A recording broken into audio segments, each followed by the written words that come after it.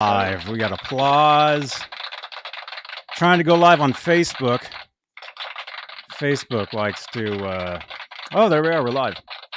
Hey, everybody. This is. Well, we're gonna have two Johnny B's on here. So what should I? Will I be Johnny B1 or Johnny B0? What should we say? I don't know. How about Johnny Beane? I'll be Johnny Beane. You'll be Johnny B. That's pretty good. That's pretty good, right? You guys, this is exclusively Van Halen. We're live. It's what is this? August 16th, 19. I was gonna say 1977 because wow, man, that date is burned into my head because of Elvis Presley. Rest in peace, Elvis Presley. Oh yeah. Yeah. August 16th. Wow. I remember that day. Yeah, I remember exactly what I was doing. I have no memory of that day. But hey, I'll remember today. And it is August 16th, 2022. It is 8:09 p.m. Eastern, 5:09 Pacific. Out here in, well, I always say it. I'm in Santa Cruz, you guys. Santa Cruz, California. It's beautiful. And we'll be talking today to Johnny B. And you want to go by Michael Piper? That's fine. Yeah, whatever. Michael, whatever. Michael. Okay. Yeah. All right, let's do it. And speaking of Michael, let's have another Michael give us the introduction here. All right, here we go. Hey, this is Michael Anthony right here, and you are watching exclusively Van Halen on the Johnny Beane TV. Keep it there. Woo! See ya.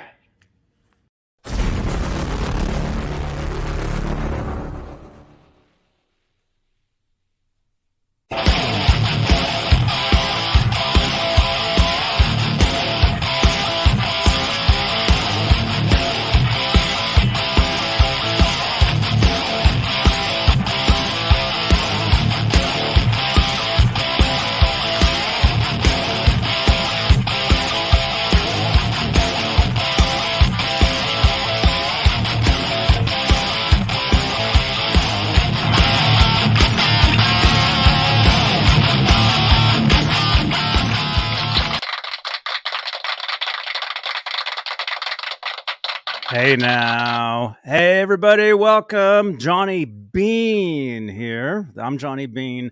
He's Johnny B. And that's Michael Piper. You guys, this is exclusively Van Halen. We're live, we're on YouTube, we're on Facebook. And let's do this right. Let's make this a real show. Let's say thank you to the top tier of channel members. This is what we do.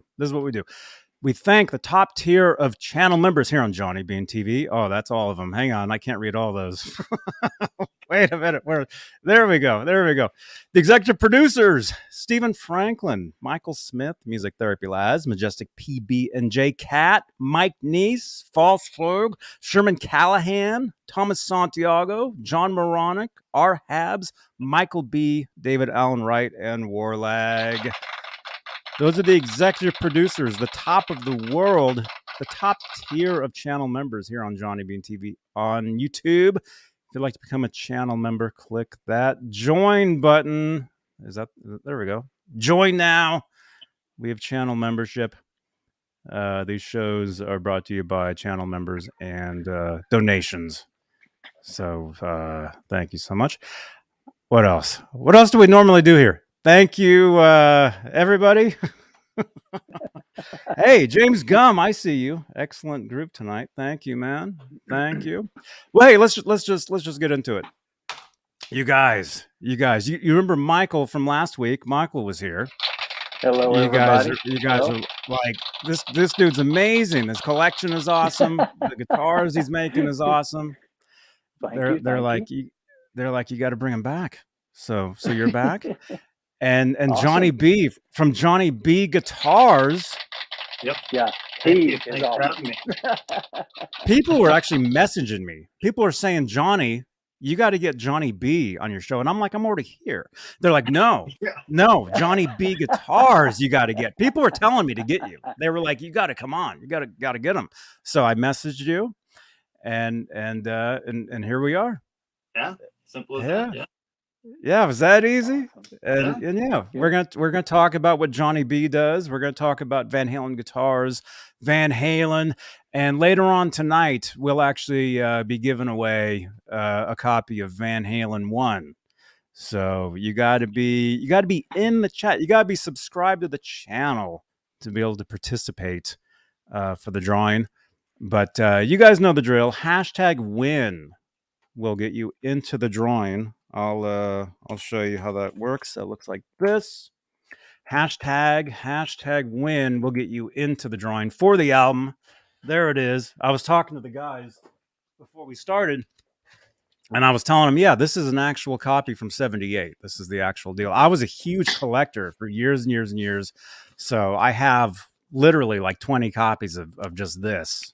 I've heard that's pretty good, actually. There's a couple of hits on it. This one? Yeah. This I've actually never heard this particular one. I mean, it might not work. It skips. There's one song on there that sounds like it looks like it would be cool. It's called Eruption. I'm not real sure what that is, but it sounds like it would be cool. I've heard of that one. I've heard of that. That's awesome. So hey, hashtag win will get you into the running. We got 7 entries already. Well, 6 because I think I entered accidentally. There you go. You guys want to win this? We'll be giving this away later this evening towards the end of the show. So stay tuned. Please stay here and enjoy the show. So hey, Johnny B. Johnny B. I can say that. I can. I'm used to. Is that weird saying somebody else? It's weird saying Johnny. Because it's because I don't know. I don't know any other Johnnies now. I mean, I know you, but wow. I really don't.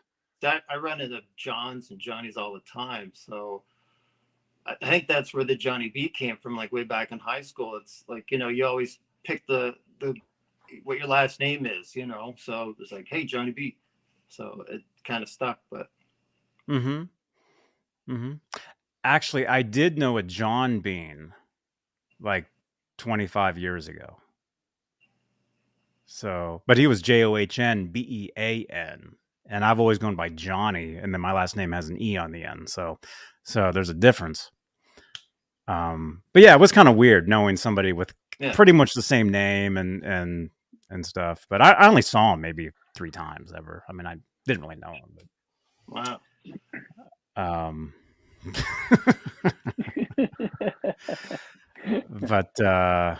But hey, where do you want to? Well, Michael, you were here last week. I mean, yes. it was just amazing, and yeah, we can talk about some of your guitars we didn't even get to last time. Yeah, we only wound up looking at like 3. So yeah, yeah, and everybody's like, we want to see that 5150. Okay. Everybody wants to check that out. So a little later on, we'd love to see that. But Johnny B, let's get into what you do. Like, what's your give us your history. Like, well, it's the Van Halen show. How'd you get into Van Halen, first of all? Summer of 1983. My good friend Scott brought over that album that you just showed and played that really weird short song. This one? Yeah. The instrumental? Yeah. I'd been playing guitar for about a week, and I thought, oh, this is pretty cool. It's like the best thing I've ever done. Like it wasn't my guitar. It was a friend of a friend's guitar. It was like a late 60s, early 70s Gretsch with the Gretsch amp. So it was like a Harley Davidson, in a guitar. And it was like the best thing I'd ever heard. And I thought it was pretty good after a week, and like, oh man, a couple of months and I'll be really good at this. And then my buddy brings over Van Halen 1 and let's drop the needle on this, I didn't believe it was a guitar. I remember that. I thought that it was some sort of keyboard that they did in the studio, but no, that like Boston or something. My life, it really did. Like I've been into guitars ever since. It's not something that's going to go away. Obviously, like it consumes me. So yeah, I listened to a lot of music before that and after, but I don't know, for some reason Van Halen just really clicked the switch up here. Mm-hmm. Yeah. Man, that's cool. So the first album you heard was Van Halen 1? Is that what you said? Yeah. Yeah, I really didn't know a whole lot about him, believe it or not. Like, you know, my brothers were older, or they still are older than I am. So I think I was influenced a lot by the Beatles and older bands like Rolling Stones. And There you go. I went through a phase when I was a kid. I really loved surf music and 50s music and Dude. Elvis, right? You know, today's day. Rest in peace, Elvis. You know, yes. I mean, I was 10 years old when that happened. And, you know, a kid, when you're that age, you remember like TV played nothing but Elvis, right? You know, all his movies. So you kind of got into him. So I was into that kind of stuff. And then summer of 1983, it was, you know, a lot of punk as well, of course. Summer of 1983, heard Van Halen, and that was it. Like, that was my band. Mm-hmm. So literally the first album, this one. Yeah. That was the first thing. So what was it? Eruption? Eruption. I always say Eruption. I guess that's wrong. Eruption. Was that the first track you heard? Or was it Running with the Devil?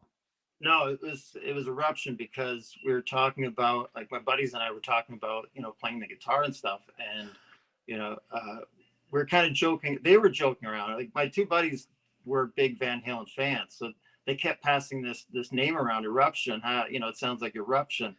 And I was like, yeah, okay, whatever that is. And like, you know, Eddie Van Halen's Eruption. I'm like, you know, I haven't heard it. He's like, okay, I'm bringing Van Halen 1 over tomorrow. So, you know, he dropped it down, the needle, right on Eruption. So that was the first thing I'd ever heard, really. I might have heard like Pretty Woman, like a couple of months before that. I kind of remember that, you know, but that's not the kind of song that's going to grab you. Like, I mean, I love their version of it, but, you know, there's no guitar solo. There was nothing to really suck you in. But Eruption's like a hit over the head with a bat. Mm-hmm. Mm-hmm. Wow. Okay, so that was the first track you heard then. So yeah. You were playing guitar already by that point. Well, I mean, a week, right? Yeah. For a little bit, for a week. You hear that, and were you like, I got to do that, or were you like, forget it, I'm playing golf? No. The thing is, like, I'm a pretty creative person. I was when I was a kid, and when I picked up the guitar, it seemed like, you know, like I said, like, oh, in a couple of months I'll be pretty good. And when I heard Eruption, I realized that no, I could spend my life discovering music and discovering the guitar. I'm never going to get bored with this. If somebody can do that with this thing that I've been playing around with for a week, this is like finding, you know, a pot of gold. So yeah, it's like a movie that's never going to end.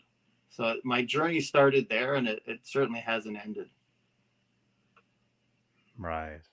I got into playing. You know, I never try to sound like Eddie, but I certainly picked up a few things here and there. But I love the whole tinkering thing, and that's what, you know, eventually went into the guitar building. And there's a little Eddie in every guitar I think I build, you know. Mm-hmm. Mm-hmm. Oh, that's great. I like that. You said you don't try to sound like him, but he influenced. Think I could, even if I tried. You know? But he influenced you. You were influenced not only by what you were hearing, but by what you were seeing, and as far as like tinkering, building guitars. When I was a kid, you know, like, I didn't have a lot of money to buy bikes, and I was a BMX guy, and we would go out into the fields and build little jumps. And, you know, you're pretty hard on a bike, and, you know, my mom couldn't afford to buy me a new bike every week or expensive BMX parts. So I'd go around and pull stuff out of like the neighbor's garbage. I'd go around my neighborhood on garbage day, and I had a whole mound of just bikes. I still do that. That's how I get all my stuff out of the trash. All the good stuff. But I would build You're throwing that away. Bicycles, you know. So when I started reading about Eddie and how he's doing the same thing with guitars, I think that was something else that really grabbed my attention. That he was doing something nobody else was doing. He wasn't just going to the store and buying a Les Paul, or because he's a rich rock star, he can afford whatever he wants. He was still putting together these you know, bare bodies and odd necks, and that was fascinating for a kid like me. Mm-hmm. Mad Yeah. Scientist. Yeah. I'm sure you read a lot of the same magazines, interviews. You know, the what was the first cover? Guitar player. What was it? February Is that the one with the dragon 80? snake on it? April 80.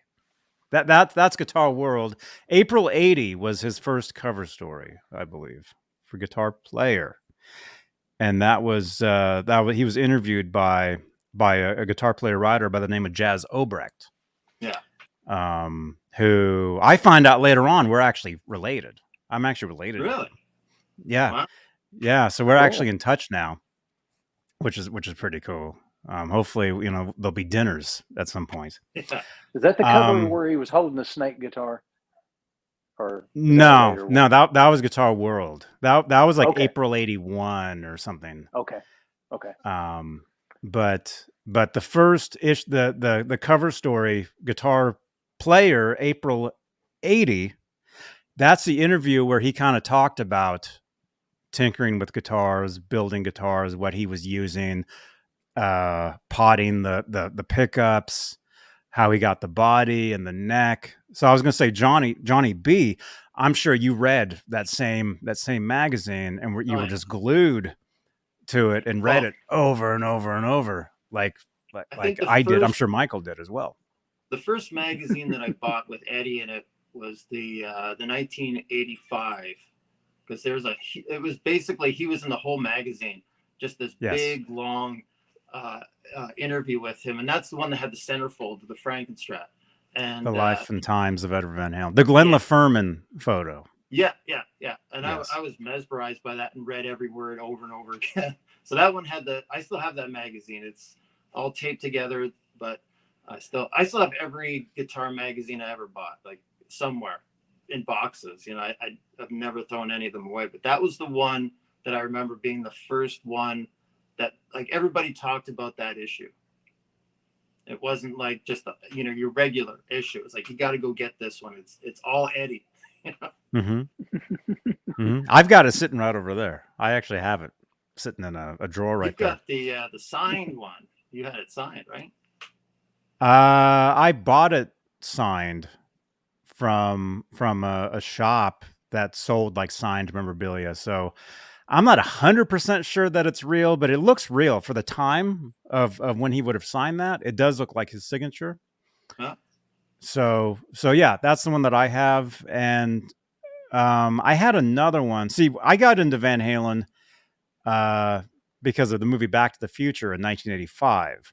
Mm-hmm. So my first Van Halen record was 5150 in 86. And then I bought Van Halen 1, this one. So I've heard that one. Yeah, I haven't heard this particular copy, but I grew up on both eras at the same time. It was all Van Halen. It was all Edward. But that particular issue, I didn't buy brand new, but technically I did. I bought it brand new from Guitar World. I reordered it as a back order. As a back issue. Wow. Within the magazine in 1987. Mm-hmm. I was able to order it. So I remember getting a box of like the magazines from Guitar World, and that was one of them. Wow, sweet. And that was the Steve Rosen. That was the Steven Rosen interview. Yeah. And I've had him on the channel here a few times, and he's talked about that. Well, there's like one of our cards right there. Like, yeah, he's actually talked about doing that interview, what it was like traveling around with Edward, going to the NAMM shows, all that stuff. And yeah, I would read that stuff over and over and over. I'm sure you guys did too. You couldn't get enough of it. Still can't. I put that centerfold. I had 40 years later. So fragile, because it's just going to disappear. So all the edges are ripped, and you can see where I put masking tape on it because I stuck it on my room, on the wall so many times. Mm-hmm. But it's even if I got a brand new one, it wouldn't mean anything to me as much as that one, because that's the one I sat and stared at. The original. Yeah, that's like for me with the July 88 Guitar World, where Eddie's holding the 5150. He's wearing like the Hawaiian bowling shirt. Yep. Remember that one, yeah. That's the magazine. Yep. That was my like first Van Halen magazine where I bought it brand new, and I stared at him with the smoke ring, that photo, Yeah. and that was the photo. I started smoking because of that photo. Really? Every time I looked at that picture, I'm like, I got to have a smoke. Yeah, I smoked for years because of that, and I quit about 10 years ago. But that was my issue. That particular one, the July '88, where if you saw and again, I ordered a back issue from Guitar World, so I have one that's brand new. That's good, but that particular one, it looks, the condition is pretty used. Yeah, mine too. Yeah. Mm-hmm. Man, well, you didn't buy any collector's items. You bought them because that was, like we were saying about, how we appreciate the internet now. That was the only source of information. When one of those issues came out and you saw Eddie on the cover, you didn't flip through it to find out it was good enough to buy. You just grabbed it and bought it. Like, or Steve Vai or anybody like that. You're like, oh, I have to have this one. And if you found out that one came out and you missed it, you'd be so pissed. Oh yeah. Dude, that's what happened to me in 1989. There was the Van Halen, what was called the Rockumentary on MTV. I caught the very tail end of the first showing of it, and I thought I'd never see it again, and I was really bummed out, like, oh no. And then of course, that Sunday they replayed it, and I taped it, watched it over and over and over. That's how I learned how to do that elephant sound. And then I ended up doing a video here on YouTube years ago on teaching how to do that. And that's how I learned it, was from watching that back in 1989. You watched his fingers and what he was doing, and wow. Yeah. But so you rewound it and went frame by frame and yeah, well, actually, he does it twice in the video. He does it he actually messes up the first time, and then the second time he gets the third harmonic, the high E off the 12th fret. But actually, that's a good segue. Like how did you guys, like, we'll go with Johnny. How did you figure out how to do? I know you said that you don't try to sound like Eddie, or you didn't try to, but I'm sure, like myself, I watched Live Without a Net every day. That's how I learned how to play, was from watching that home video. And yeah, I would pause it and rewind it and stuff.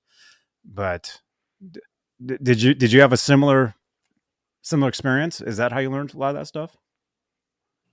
Yes and no. I mean, I didn't slow records down or go videotape frame by frame or anything like that. But people used to always say, like, oh, Eddie's like the fastest player, and that wasn't what impressed me. You put on something like Fair Warning and you just listen. And to me, it was just how creative it was. All these little sounds that he's putting in, nobody else is really doing that kind of stuff. You put on Motley Crue was great, but there's a huge difference between what they were doing and what Van Halen was doing. He was in his own world. And I always felt that he was extremely creative, and that's my approach to guitar playing. I was like, well, let's try to do something that sounds creative like that. Let's go in this direction or that direction. So I think that's how I've been influenced more than trying to copy that certain lick or have that tone exactly like his. I think the one thing that I've picked up is just the artificial harmonics that I just can't get rid of, even if I tried now. They're in there all the time, and I don't mind it because I like it. But how do you explain doing those? How would you, like, if you were to teach somebody how to do one of those, how would you explain that? You flick the string with your thumb and pick at a certain angle, I guess, and then you pull this. Yeah, it's weird. I don't know. I taught guitar lessons years ago in person, and I could do I can do them, but I could never explain, like, what comes first. Do you touch the pick to the string, or your thumb to the string? Yeah, to create that? No, it's just a natural thing. Like, it's like trying to teach somebody, I don't know, how to walk across the room. It's like, I don't know. It's as soon as you figured it out, that was it. Then you just kept, like, I was sitting there all the time, just like up and down the string, because it would make, different pitches or different sounds, like, Yeah. And eventually it just never left. You'd be playing something and it just comes out. But I don't mind. It sounds cool. Yeah. I don't get quite as wild as like the Zakk Wylde, you know, where he's just like going crazy with it. But yeah, those are cool. But I think with Van Halen, really it was all about the songs. I mean, it was just great song. Because if the songs weren't very good, I mean, you guys, I won't name any names, but you know, there's other bands out there where the guitar player is amazing. You can play 1,000,000 miles an hour, but the songs are and so it's not the same. So it's really it's if it was, as Eddie would say, the tunes. You know, if the tunes weren't there, you know, it'd be a little different. But I think that's what attracted all of us as fans first was the actual songs, the music. You know. Yeah, and then you know when I graduated to like Van Halen 2 and put on Light Up the Sky, like that, you know, like every album had something. It didn't disappoint you. How many albums did you buy that, you know, oh, this is a great band, I'm going to buy another album, and you bring it home and there was nothing. The magic wasn't, it was always in that first album that you bought. But Van Halen, it was different. Every album you bought was a whole new magic. It's like, it just didn't stop. Especially the first 6 albums, you know, like it's like, it's all there. Yeah. He couldn't do wrong. I don't know how he did it. Do you guys remember buying each record, like where you were, and do you remember the order that you bought? I remember buying Women and Children first. I was still in high school, and it was March break, and that was like my project for the day was to walk to the mall, buy my that was my next album, right? Because you know 1984 was, I guess, well, no, the Van Halen 1 was the first one, but I don't think I ever heard it. I just thought the album cover was really cool. So I was like, okay, that's my next Van Halen record. I brought it home and I put it on. And it's like, this thing's amazing. Like, it's like, I love Women and Children first and Fair Warning out of the original, like the David Lee Roth years. Like those 2 albums, I think are, for me, the best. But I can remember that, like what it was like outside, you know, the weather and everything like that it meant something coming home with that record and putting it on. And it was funny. I'll just say this. I bought Fair Warning on a cassette, and I can't remember what song it was. What's that? Same here. First time I got Fair Warning was a cassette. So when it was recorded, something happened, and one of the songs, there's a chord plays out, and it sounds like he's hitting the whammy bar, like it just goes like where. So for years, I thought the song sounded like that, and then it wasn't until I bought it on CD, you know, and played it. Oh, like the tape was twisted or something? Yeah, I guess when the master, when it was recording, it had a little dip or something, so I thought that's the way the song sounded. So even today, when I hear it, a lot of times I'll just go like. Like it's supposed to be. I can't remember what song. I'd have to hear the album, and I go, okay, right here, right in that spot. That's where it was. Yeah. Same thing happened to me. Same. Well, for me, it's a little different, and then we'll ask Michael the same question. When I was at my grandma's house and Headbangers Ball was on, it was a Saturday night. And they said, coming up, Van Halen Unchained. Oh. And I'm like, huh? I'd never seen it. This is 1989, 88 or 89. So I grabbed my AC/DC Back in Black cassette, put a piece of tape over the top, stuck it in a tape machine, and hit record to record the audio from the TV. So the same thing. So for me, every time I hear a certain AC/DC song off Back in Black, it goes and then goes right into Unchained live version, because I listened to it 100 times that next day. I couldn't get enough of it. You know, the Oakland video, right? Yeah. So, but Michael, what about you, man? Do you remember? Let's take Fair Warning. Do you remember the first time you bought that record? Well, see, my deal was, I'd be like like we said last time, Jump was out in Panama, and then the first cassette I bought was 5150. And then I remember sitting on the couch one day after school, and then Mom comes through the door and she hands me a cassette tape. I'm like, huh? And it was Van Halen 2. Because I hadn't, at that point in time, I hadn't heard it. I knew 5150 and I knew Jump and Panama, but I hadn't really dug, back. But I remember her bringing in Van Halen 2 and then going upstairs and putting it in. But I would go out and like buy, like, okay, we'll dig, and all right, here, this is how many I don't have. I'll grab all these, let's go buy them and go home and just binge listen to all of them. So just sit there for a weekend just listening to stuff. I just get on kicks like that with bands. It's like, all right, this is cool. Let's just go. What else they got? Just go home and listen to all of it. So as to one that sticks out, like I said, just the Van Halen 2, Mom bringing it home and giving it to me. I remember that, and then going upstairs and putting it in the cassette player and listening to it. Mm-hmm. That's cool. That's the one I had a paper route. In that sounds familiar. 87, 88. Yeah. But instead of paying for a drum set, I was buying Van Halen records with it. And I would go to this place called Pickles Records and Tapes in Lincoln, Nebraska, and I would have like only so much money for one record or album. I didn't get a CD player until 88 when 0812 came out. The first CD I ever got was 0812. And the reason I bought a CD player was because I had 0812 on CD and I had to hear that bonus track. Right. Yeah. Oh, so, right. Yeah, all mine would have been cassette tapes too, because I got Mom and Dad got me my first CD player for a truck I had when I graduated high school in 90. So 90 would have been my first CD player. So everything would have been before that cassettes. So yeah. So when I bought 5150, I bought it on cassette, and then I bought Van Halen 1 on cassette. And then after that, it was like when I would go to the record store, hey, Fairfield Guitar Co., welcome, man. I'm sure you guys know him. Oh, yeah, cool. Hey.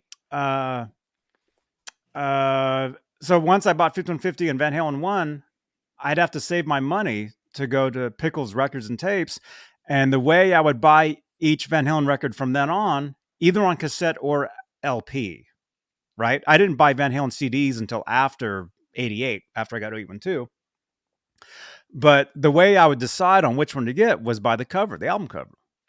Which one was the coolest? Like, oh, this one's, I'll have to get this one. Like, I didn't know any of the songs, but like how Johnny B was saying, Women and Children, there was always something really cool about that record cover, Women and Children First. So I remember buying that one and listening to that one and was like, man. And to this day, as far as Roth era, Women and Children First is probably my number one album. I was listening to it a little while ago. You listen to so much like new stuff, but when you listen to that, you can hear his fingers on the strings. You can hear those little things. And new music now, like they just bleach all that stuff out. All you hear is just like the static, like the guitars played on a keyboard. But you listen to all that stuff, like his fingers sliding on the strings and noodling around, and it wasn't done over and over and over again until it was absolutely like dead straight perfect. You can hear him actually playing the guitar.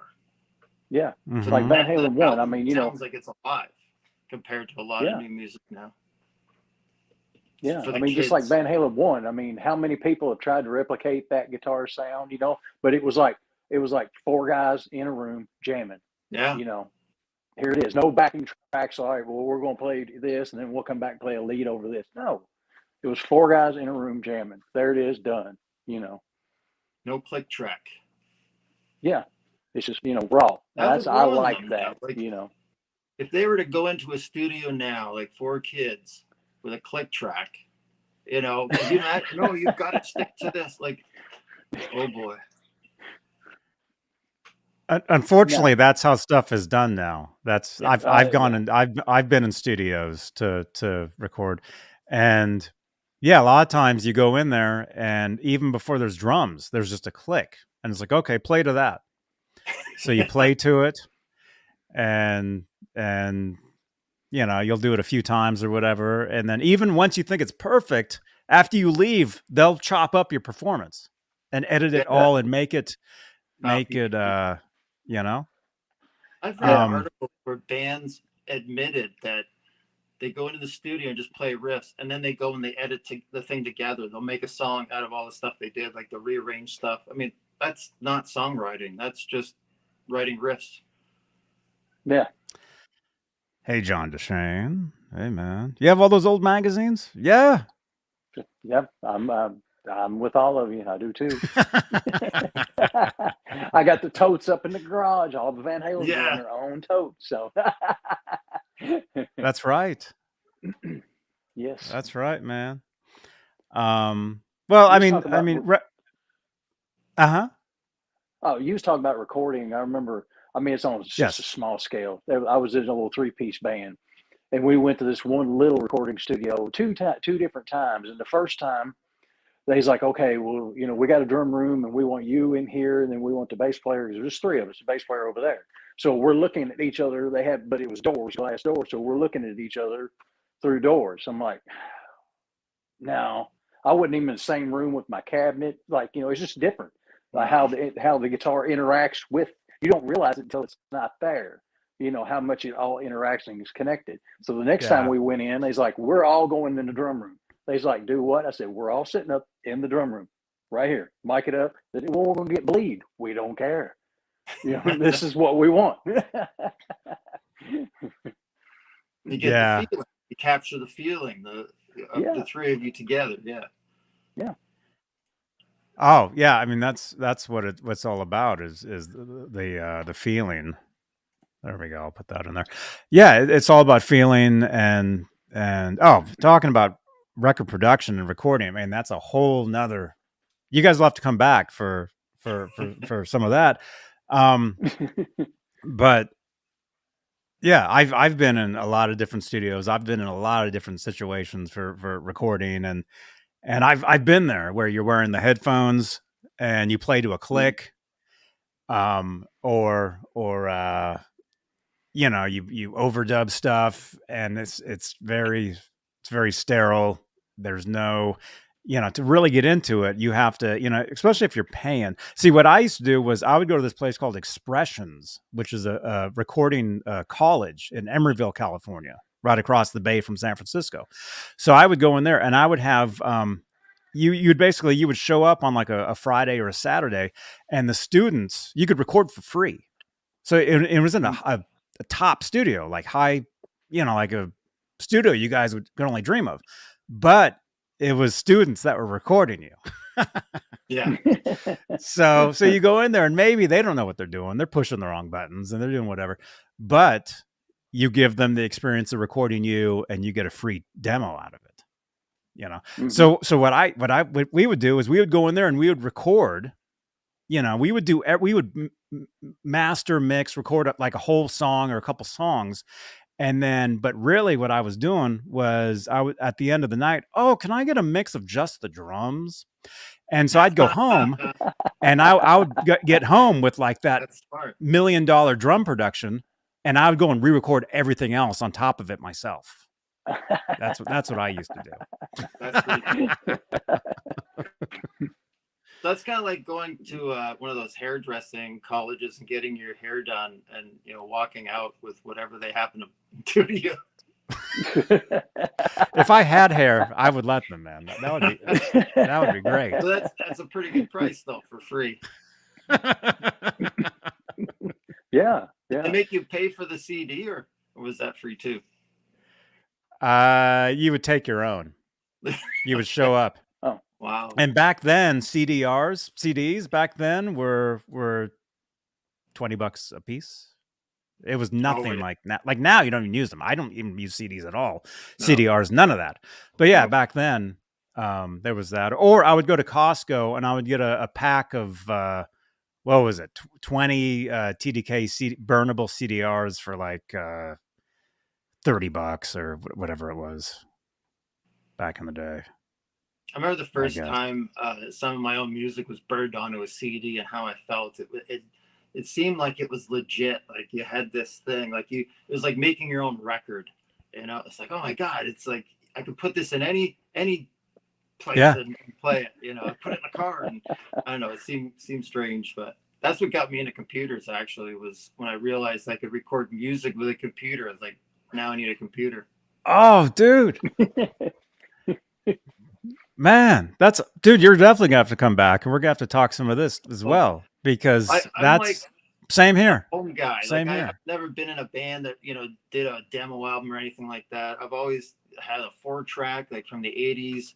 I've always, you know, recorded. I still have I think one. I have everything I ever wrote recorded on something. And, you know, I've gone through all that, you know, no reverb, no echo, rewinding tape, you know, like, but just to try to come up with a song, you know, that's what it was all about for me for years. Dude, look at this. I've got this sitting right in front of me right here. For years, this is what I used when I would do these shows. That's how I did my. I would talk into a Tascam 4-track. That's sitting right there in front of me. Yeah, that's what I had. The Tascam.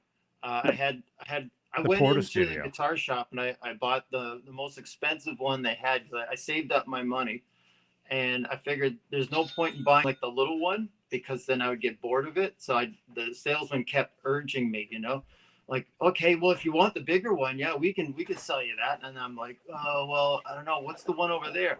Well, this one's got a mixing board. I'm like, okay. So I walked out. I still have it. I'd get it, but I'd have to dig through my cupboard here. It's, you know, this huge thing. But that's like the difference between this one and that one, you know. Yeah, there you go. This one has worse sounds on it than that one. You know, it's funny when the salesman, like, he sold me that thing. He goes, what you're buying is better than what the Beatles recorded their stuff on. And I thought, wow, what a sales pitch, right? But it wasn't. Like, years later, I was reading about, will the music be as good on it too? better. Yeah, dude, I knew a guy years ago. He was in a band. I have his album on my CD, on my iPod or whatever. I know a guy that was actually in a band called the Better Beatles, and what it was him covering Beatles songs himself. Nice, nice. And that was his album. And it's they should get the black album and the white album, and somehow like mix it and come out with the gray album. It'd be like this even mix of Metallica and the Beatles. Metallica.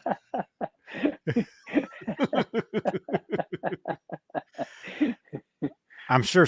Have you Googled it? I'm sure somebody's done that. And then Ringo can redo all of Lars's drum tracks. Yeah.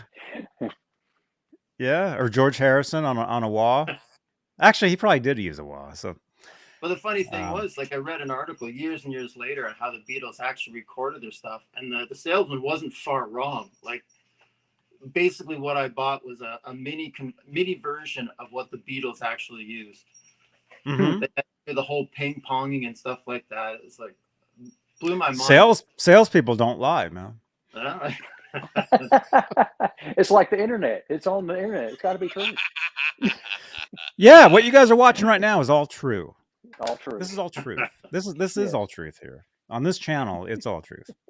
Well, if anybody's watching from my area, the salesman was John Balone. So anybody from my area would know that name.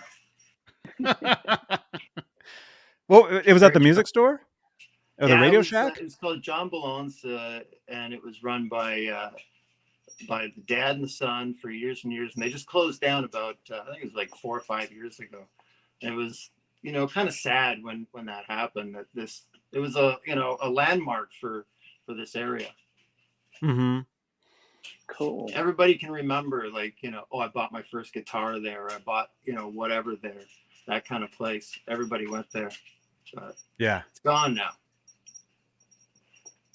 Yeah.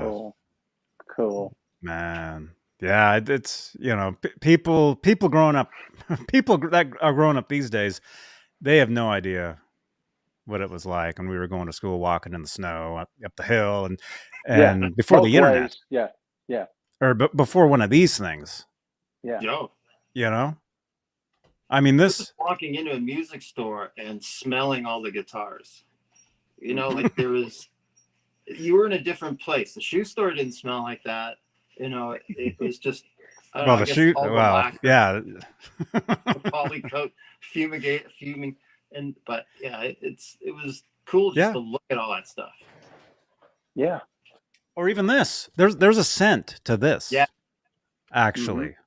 And if you want to smell this, you can win this tonight. You can smell it yourself.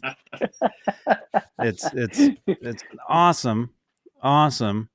And just type in #win into the chat, and at the end of the show tonight, we'll be spinning for a winner for this tonight. But yeah, even albums. Microphone so people can get a good whiff. Just wave it Oh. around. I can smell it actually. I can actually smell it. There you go. Yeah, no, I got it. Smell that? Wait, can I do this on here? Wait a minute. It's your channel, dude. Do whatever you want. I find that offensive. Very offensive. Yeah, somebody will. Yeah. Yeah. But no, yeah, I can totally smell this. I mean, albums, there's a smell to it. Now there's Spotify, that you can't smell any of that, but something physical that was the thing. that you didn't have back then, or like you were saying, going back and buying the magazines and just spending time, alone, reading the magazine, listening to the album with the headphones. That's how I got into music.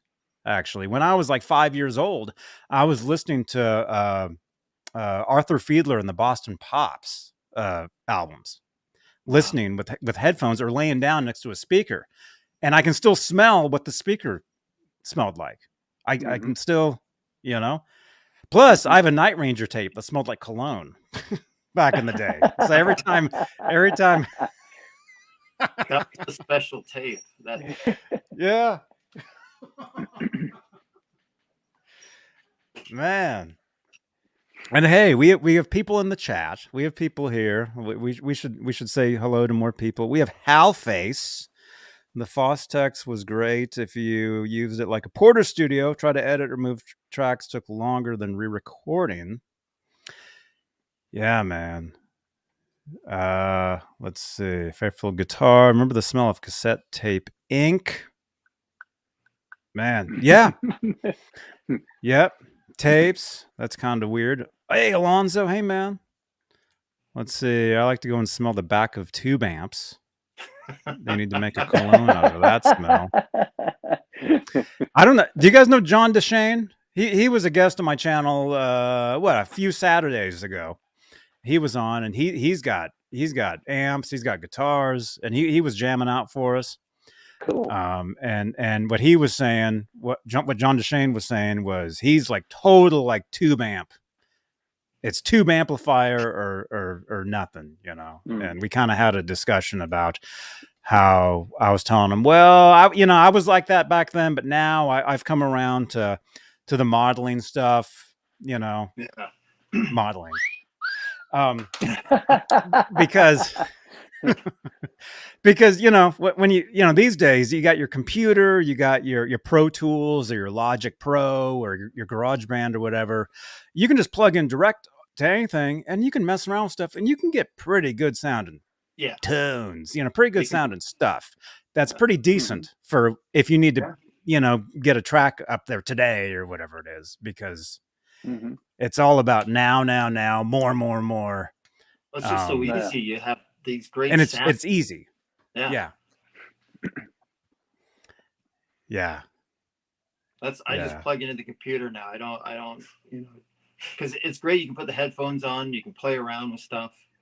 It's I know both worlds, right? So it's like people say that analog is the best way to go, but with that 4-track recorder, I don't know how many hours I spent rewinding tape to try to play that over again. And that 30 seconds to rewind the tape, you lost your mojo. So when you're using the digital stuff now, if you want to do another track and you're all hot for the next one's the one, you don't have to record over that first one or the first 5 or whatever. You just keep going until you get to where you want to go. So I appreciate that part. Rewinding tape. Yes. And hey, Hayden, welcome, man. You made a B replica. Man. Couldn't be happier. Awesome. And the thing is, these days, the more experience you have with recording, if you record yourself, because the truth is, I don't know, not everybody, will accept this or know this, but the truth is what you hear on the radio, none of that is really real. It's all spliced together. It's all put together. I drop this name every show, Johnny. I used to live with a guy named Desmond Child, who's a songwriter, producer. He did all the hits for Bon Jovi, Aerosmith, Wow. all that stuff. And so when I'd be working in his studio, laying down guitar tracks, he would be like, "Okay, do it again, do it again." I would do it 5 times, and then once I was done, he'd be telling the engineer, "Okay, take this note from track 1, take this from track 2, take this from track 3," and he would create a track off of performances. So, and that's a skill. That's a total skill. Like all the most vocal you hear nowadays on the radio, it's all spliced together by syllables. None of it is one actual performance. It's totally made. No. But that's a skill. That's a skill. If you can do that and make it cool. And so that's the thing with using Pro Tools and going and recording, 5 times, go back and have the skill of editing and saying, well, I really like the way the note sounds, on this part here, but I like the way the phrase was on this other track. You can actually go and just piece them together, and it's still you. It's still you, and you can make a much bitchin' more sounding take. And some people can be like, "Oh, that's fake," but it's not. I mean, it's still you. And plus, if you did it yourself, there's more technique and more experience right in there with your production skills on your resume. So so that's where it is today. That's how it is today with kids. That's how kids that are making records now are making demos for their TikToks. That's what they're doing. Rappers, all that stuff. It's all production, all skill, and like it or not, I mean, it's music. It might not be, somebody else's cup of tea, but it's art. It really is. And kids today, they're so much smarter than back in the day. They really know what they're doing, and they really it's a whole new world these days with music production, just everything there is. And I feel very lucky that I'm here for this myself. Seeing both sides of me, like growing up without it. Growing up without, what's going on these days with this thing. Yeah. And then now having this and being, you guys don't even know. I was out, I was back and forth from my car all day today, making promotional videos for shows I've got coming up. And it's like, man, back in the day, it's like I've got a recording studio right in my pocket. Yeah. Yeah. Yep. With not just audio, with video, with photo, with everything. Yeah. Everything. This is a studio. My living room is a studio. Look at this. A friend of mine gave me the shirt yesterday. They're like, I saw this. I thought about you. So thank you. I don't know what it says, but it's cozy. It's cozy.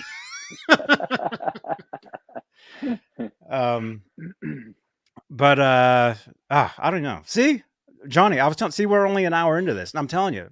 See, there's like we've gone way off track into recording. We didn't think we'd be talking about recording. Oh, this is great. This is awesome. But it makes sense because we can take it into Ted Templeman when they worked on that record we're giving away later.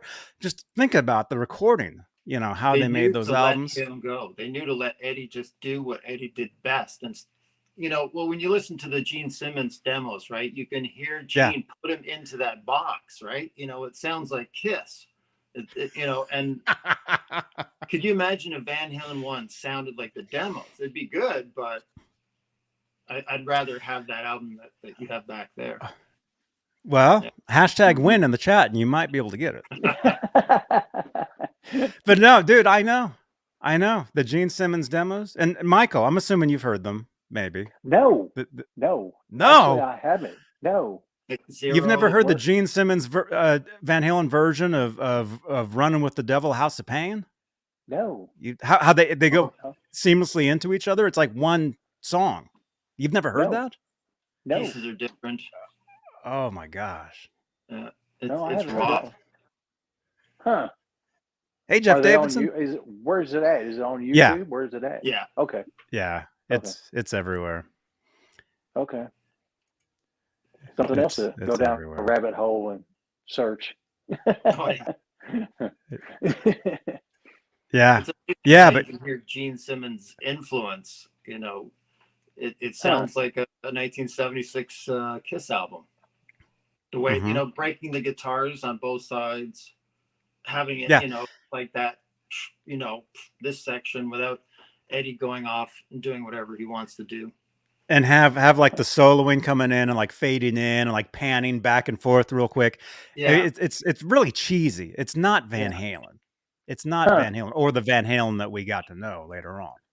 it's funny. You hear Gene Simmons talk about it, and he goes, the horn at the beginning, that was my idea. And it's like, no, it wasn't his idea for the horn, but I think it was his idea to make it go like from ear, because if you listen to the bootlegs, the horn is just like a horn. It doesn't change at all. Like it's just the car horn that they had, right? But it was Gene Simmons to make it slow down, to change pitch from the regular car horn all the way down. But he's got a claim for it. That was my idea. Mm-hmm. Well, I mean, it may have been because they definitely thank him on the back of this record. Our special thanks, Gene Simmons. That's the first name that's there. Wow. So it is possible that he said, hey, that he kind of gave them ideas or said, hey, let's try this and try that. I mean, there's so much stuff that goes on behind the scenes with something like this. I mean, we really don't know. Mm-hmm. Nobody out there really knows everything about this, but people that were there, like Gene. I mean, yeah, a lot of people say that he likes to like talk and say, "Oh, I did this. I invented the dollar sign." Whatever, whatever. Which maybe he did. I don't know. He might have. Or that he invented horns. R3 is saying he might have. Oh, yeah, But I mean, he was there. But he was there. He was there. So if he wasn't a part of that, it wouldn't have been the same. Do you think he'll ever release those, like the proper versions? He has them. Probably eventually. Yeah. Probably eventually he will. I think. Did you guys hear? Well, I think Michael. I think we talked about this last week. Like Johnny, did you hear the Gene Simmons songs that were in his vault? Like their Kiss songs with Eddie and Alex playing on them. Have you heard those? I might have heard some of them, but Christine 16. Oh, really? With Eddie actually playing, yeah. Okay, yeah. They're on YouTube. We'll find them. And there's Alex, he's playing the drums, right? There's like 2 or 3 songs. Yeah. They were Kiss demo. They were Gene Simmons demos, and it's Eddie and Alex on those songs. Well, apparently he wanted Eddie and Kiss. He really worked hard to try to get Eddie in there. Mm-hmm. Good thing he didn't. Yeah. I don't think Eddie would have been a good mix or a good fit for Kiss, or vice versa. Mm-hmm. Mm-hmm. Well, I'm glad it didn't happen, because that would have been before I discovered them, and it wouldn't have been the same thing. No. Mm-hmm. Well, Johnny, we can take it back to some Van Halen. Like Johnny, like how are you? Like, I know this is like something you never talk about. Especially, I run a Van Halen group on Facebook, exclusively Van Halen, and when this comes up, everything just goes to hell. But Dave Lee Roth and Sammy Hagar, like where are you? Like, it sounds like you got into Van Halen with the Roth version of it. Yeah. And it seems like pretty much like a year later or something, all of a sudden they had a new singer. What did you think about that? Yeah, it wasn't very long at all. Here's this great band, and I remember the rumors that they broke up, and I refused to believe it. I was like, how could they break up? They just had this great album, 1984, come out. They're the biggest band ever. They're not going to break up. They'd be dumb. They'd be stupid. But yeah, I remember a lot from that time period, and I was also getting into Steve Vai and Billy Sheehan. I knew who they were, and they're playing. And when Roth announced that his new band would have both of those guys in it, I freaked out. That was the most anticipated album of my life, waiting for that to come. And I remember, 5150, waiting for that to come out. What's it going to sound like? Because obviously there's going to be a big difference.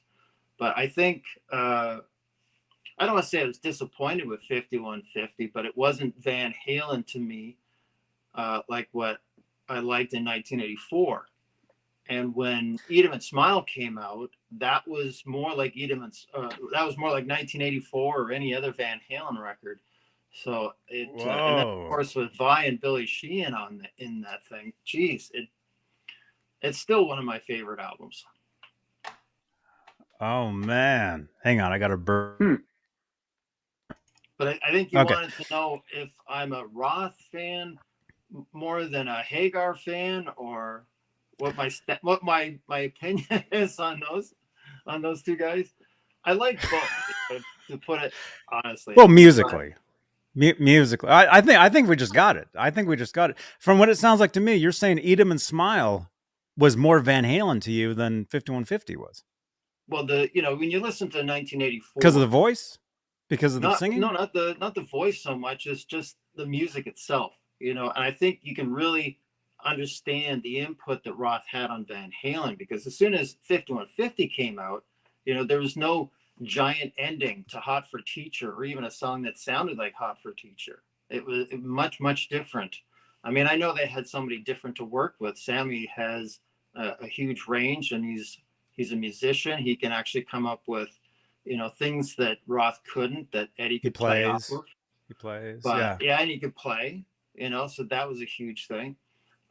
I didn't dislike it, but Live Without a Net was probably the biggest thing that I liked about 5150 when that came out, because that was pretty good. That was pretty mind-blowing, watching Eddie run around, But I think the Roth years for me are the ones that I gravitate to, and especially doing all the research. I wish I could get into a time machine and go back to like the Whiskey, in '77, and watch the raw Van Halen. That would be pretty amazing. You see those photos, and the people are standing there, and you're looking at them going like, do they realize what they're looking at? It's are they just there to watch a band, or are they're probably just in shock? They're probably just like, there's one photo, or a series of photos. I can't remember. I think it might have been the Bo Shannon photos. And there's one guy in the audience, and in every single photo, he's staring at Eddie, and to look like as if he said, like, "Oh my God, what is he doing?" He probably played guitar. He might have, yeah. He might have been there to watch Eddie. Who knows? Hey, you could always at clubs. You could always pick out the. Yeah, at the that clubs, guy? You could always pick out the okay, that's the players. photo. Is that him? Where is he? It's in that. It's in that group of people. He's like a short, little, stocky guy. I think. I remember seeing. Is it this guy? Photo. Is it this guy? That's him. Look at him. He's thoroughly enjoying every note Eddie's playing. Look at him. Oh man. Is that deep concentration or what? Yeah. Yeah, he's looking right at Eddie. Like you could take that you cut him out. It's like he's looking at a stripper. the same face, the same amount of concentration. Yeah. His eyes, the fire alarm could go off, and he's not going to. Well, move. I mean, we can't see this far down, so I don't know what's going on. But under the stage. I'm sure. I'm sure he's. Dude. Yeah. And actually, I know somebody that used to hang out with Van Halen. They used to hang out like backstage with the band, like at the Whiskey and stuff. So every once in a while, I'll see them in these photos because they would be front row too. Yeah, No way. yeah. Every once in a while. That's not them. I don't know. You know, No. It's not like George Lynch or anybody. But Wow, look at that. yeah, that's Cool. the white 61 Strat. Yeah.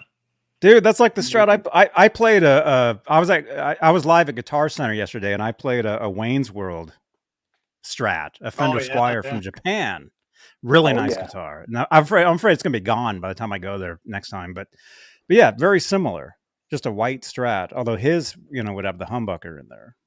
Yeah, and he painted that white. Really?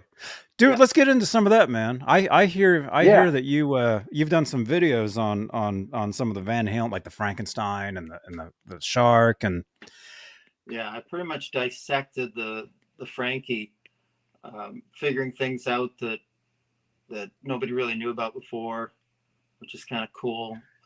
Yeah, I don't know where you want to start, but well, let's take the Frankenstein. Like what I don't know. How should we phrase this? Well, when I started my project, building, like replicating the Frankie, there we go.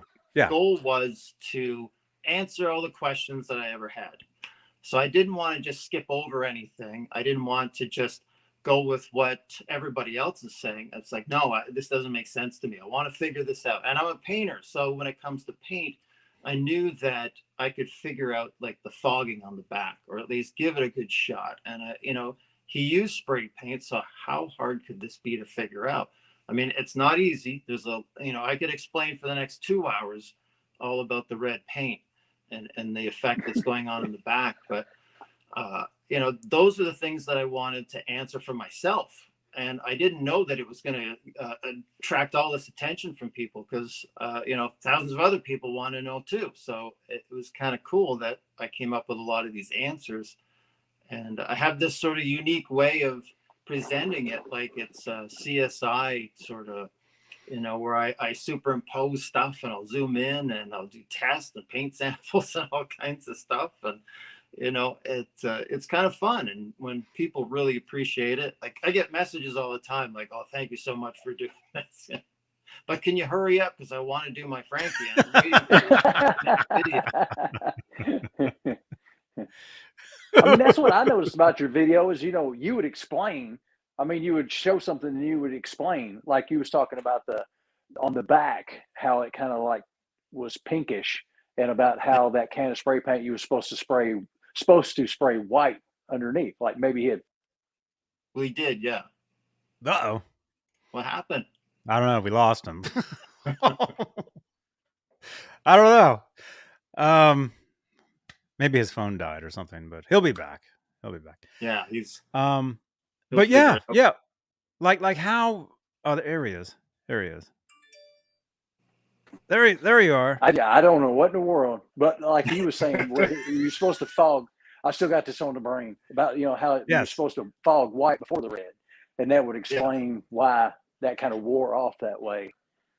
Yeah, because you have white or you have red paint over a black stripe, and what really confused people was as the red started to wear down, it went pinky or purpley. And almost, that you see the white coming through. So people had all these theories that the paint was being bleached. And that's when I went into it thinking, well, no, that's, knowing paint, paint can't be bleached like that. So, and I always knew, looking back at old photos, that he painted it white first because you could see on the tape lines. And, first I thought it might be the printing in the magazine, how sometimes it's a little off, right? But I noticed for every photo, it was identical. It didn't change, so it wasn't the printing. But what I didn't realize is that he had to paint it white because it's Schwinn bicycle paint. It's a candy apple, like a translucent paint. So if he were to paint that guitar with the white coat, anywhere that was white on the guitar would show up red. Anywhere that's black on the guitar would show up black. Candy apple paint, if you paint over black, will disappear. Yeah. So that's the biggest proof that there is a white coat. So when you look at how much the stripes are visible through the red, because in some areas you can't see the black stripes, and in other places you can see them very clearly. That has nothing to do with the red. That's how thick the white coat is. And he didn't put a solid coat of white under it. But that's how Schwinn sold that stuff. Some of it was like a two-step where you go just like a base coat and top coat. Sometimes it was three. And with the Schwinn paint, the red, the Scarlet Flame, it was a three-step. So he had a white base. Like if you're painting a bicycle, this is what it was intended to be: a white base, a pearl coat, which is also transparent. So that's why you need the white, and then the red on top. Really beautiful. That opens up a whole bunch of other questions. Why would he do that? Because we know now that in '79, when he put the red coat on, he was kind of upset. It wasn't a well thought out paint job. You know, we see the sanding marks on it with 80 grit sandpaper. Like that's not something you're going to do if you want to do a nice paint job. Why would you use the gaffer tape and then the nice paint? All these questions, you know, and so it goes back to, you know, the Shark guitar in '77, late '77, when he painted that. He did a really good job on that. You know, it's a nice looking, you know, as far as Eddie could, you know, his talents at painting at the time, that's pretty much top. That's as good as he would have gotten. And then when he painted the Star guitar, which is the next guitar after the red coat on the Frankie, same thing. It's a beautiful looking paint job. He put a lot of time and effort into it. So we know for sure that these stories about him being upset and angry when he painted the red is pretty true. Yeah, there it is. Look at all the intricate little shapes and stuff that he cut out. And you guys know how there's only like 2 or 3 pictures of the back of that guitar, right? The Star, and not the whole back. And not the whole back. And so I asked Steve Rosen, I'm like, dude, you're holding it. Do you remember what the back looked like? And he's like, are you kidding? No. I just painted a replica of that, a body for a client. And, you know, I went through that whole thing of trying to find as many photos of the back as I could and trying to figure out, because, you know, stripes go in, they disappear, and then the stripes come out. You know, what happens in between? And, you know, it's pretty fascinating to try to figure out, okay, where do they all go? But the one thing that, you know, the big question for me is that photo that you just showed, that's the last time we saw, that's the last photo taken of that guitar during that time. That was 1984. Right. Does that even exist anymore? Because when EVH put out their replicas, if you look at the back, it's just made up. It's not even anywhere near, like, you know, the UBAB 2 isn't even included. It's just random EVH stripes. So they didn't have the original to look at. The stripes are actually the wrong thickness.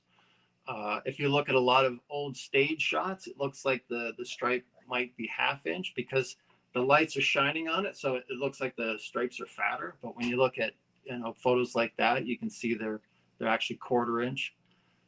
Yeah, see, they're pretty thin. Yeah. But that's one thing that I wondered about. Does it even exist anymore? Or does Steve Rosen have it? Did Eddie give it to him? The guitar is all taken apart there. He gave away a lot of stuff.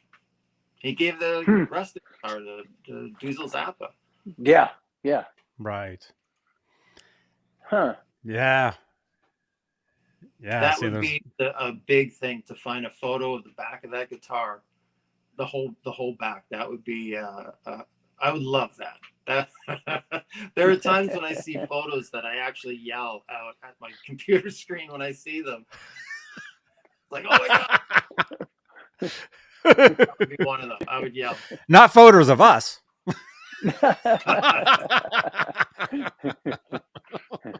Well, somebody needs to shoot a comment out there, tag Wolfgang, and just see, you know, is it still there? Did your dad still have it?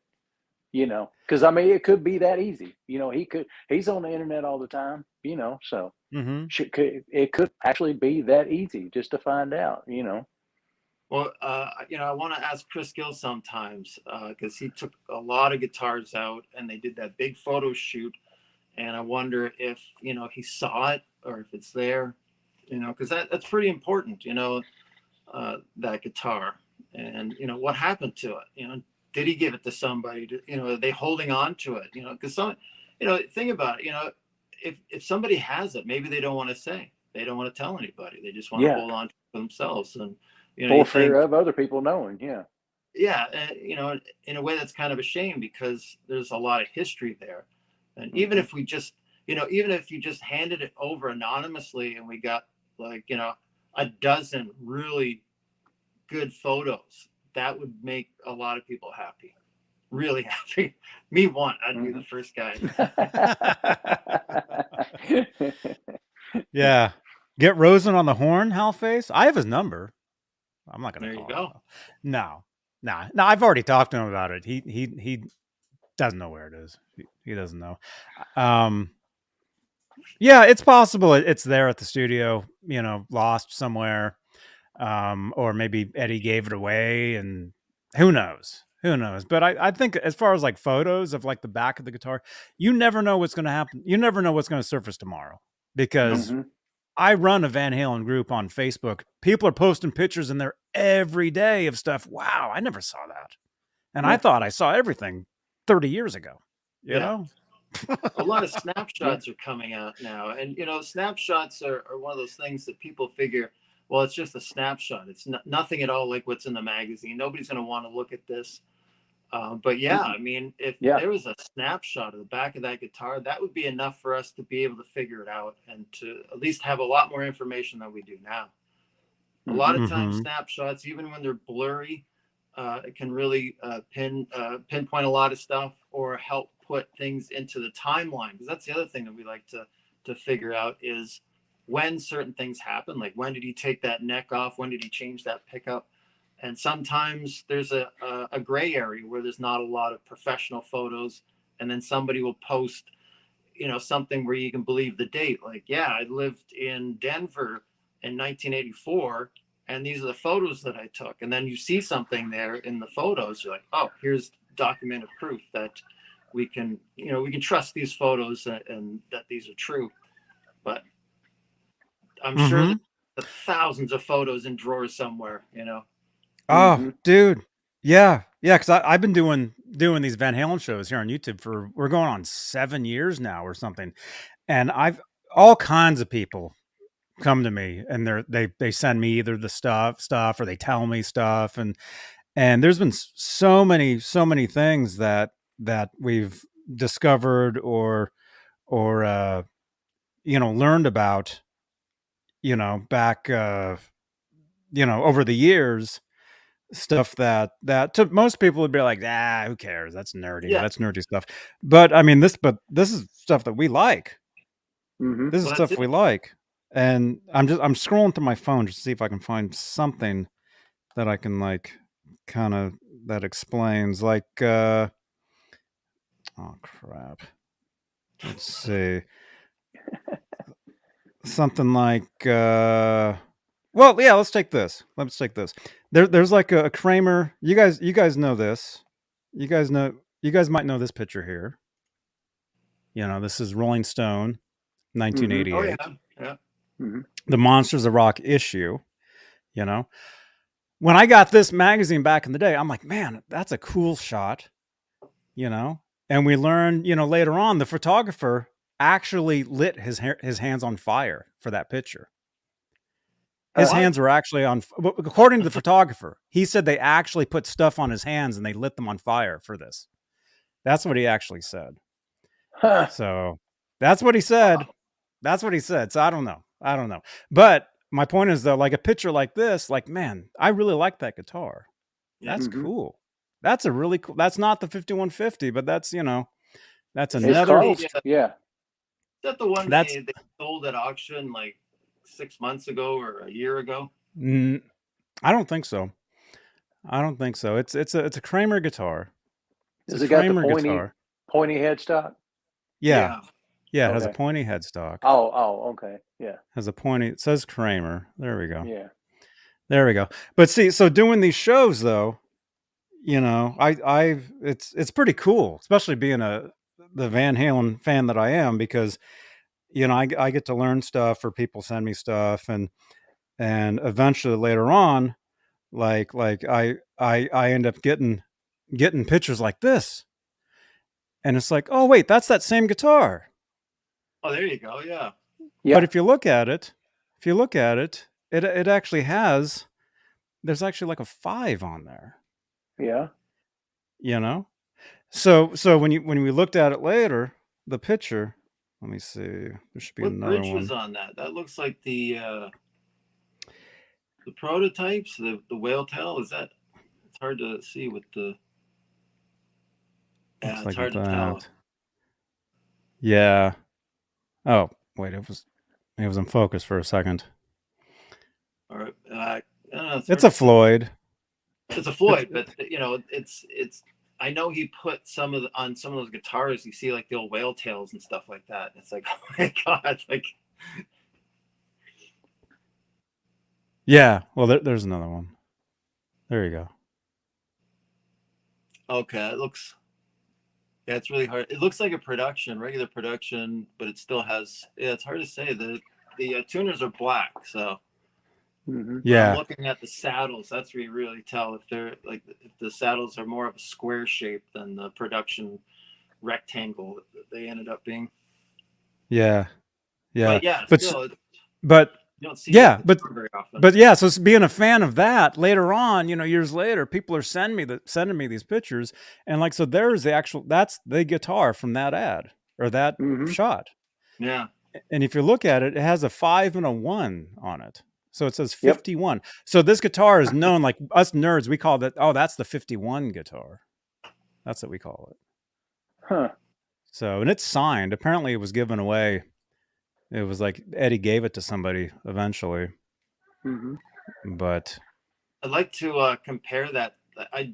I'm just going to put a video out of the MTV tour video that came out just after Eddie passed away. You know the one I'm talking about, where he tours through 5150. The Chris Connolly, 1998 Kramer 5150 bodies interview. On the wall, yeah. Hanging. Yes. Well, yes. If you remember the stack of bodies that years before that, where we're just like like 11 bodies, I think.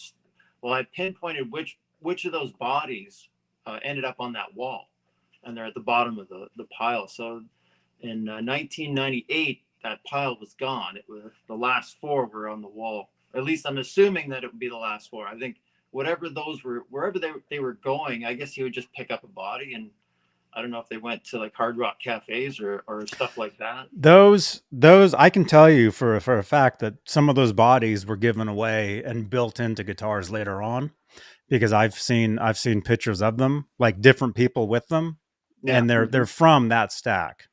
Yeah. So I know of at least 2 or 3 of those that turned into guitars later on. Wow. that were given away. Well, if you look closely in the video, you can see there's like a note actually pinned right to it, like it's a push pin, like right into the wood, and you can't read what it says, but obviously it's something about who it's going to or what's going to be in it, like what pickup or something. There's some kind of instructions about where that's going to end up going.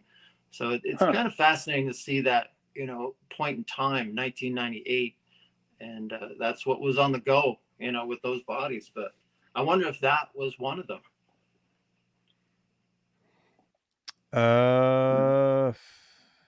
No, that was earlier. Was it earlier? It was that is an earlier, because that picture of that stack of bodies, I think, was taken in 1992. Yeah, I think. But, and that guitar, I don't know, unless it was taken apart and put into that pile. I mean, the thing is, who knows? I mean, there's so much, and that's like, this is like somebody's regular life, and it's like, who cares? But for some of us dorks, it's like, oh no, did you know, this day he actually, changed this and did that, and it's like a revelation to us. It's like, no way. Well, the thing, when I first started, was just to find out facts and information about the guitar.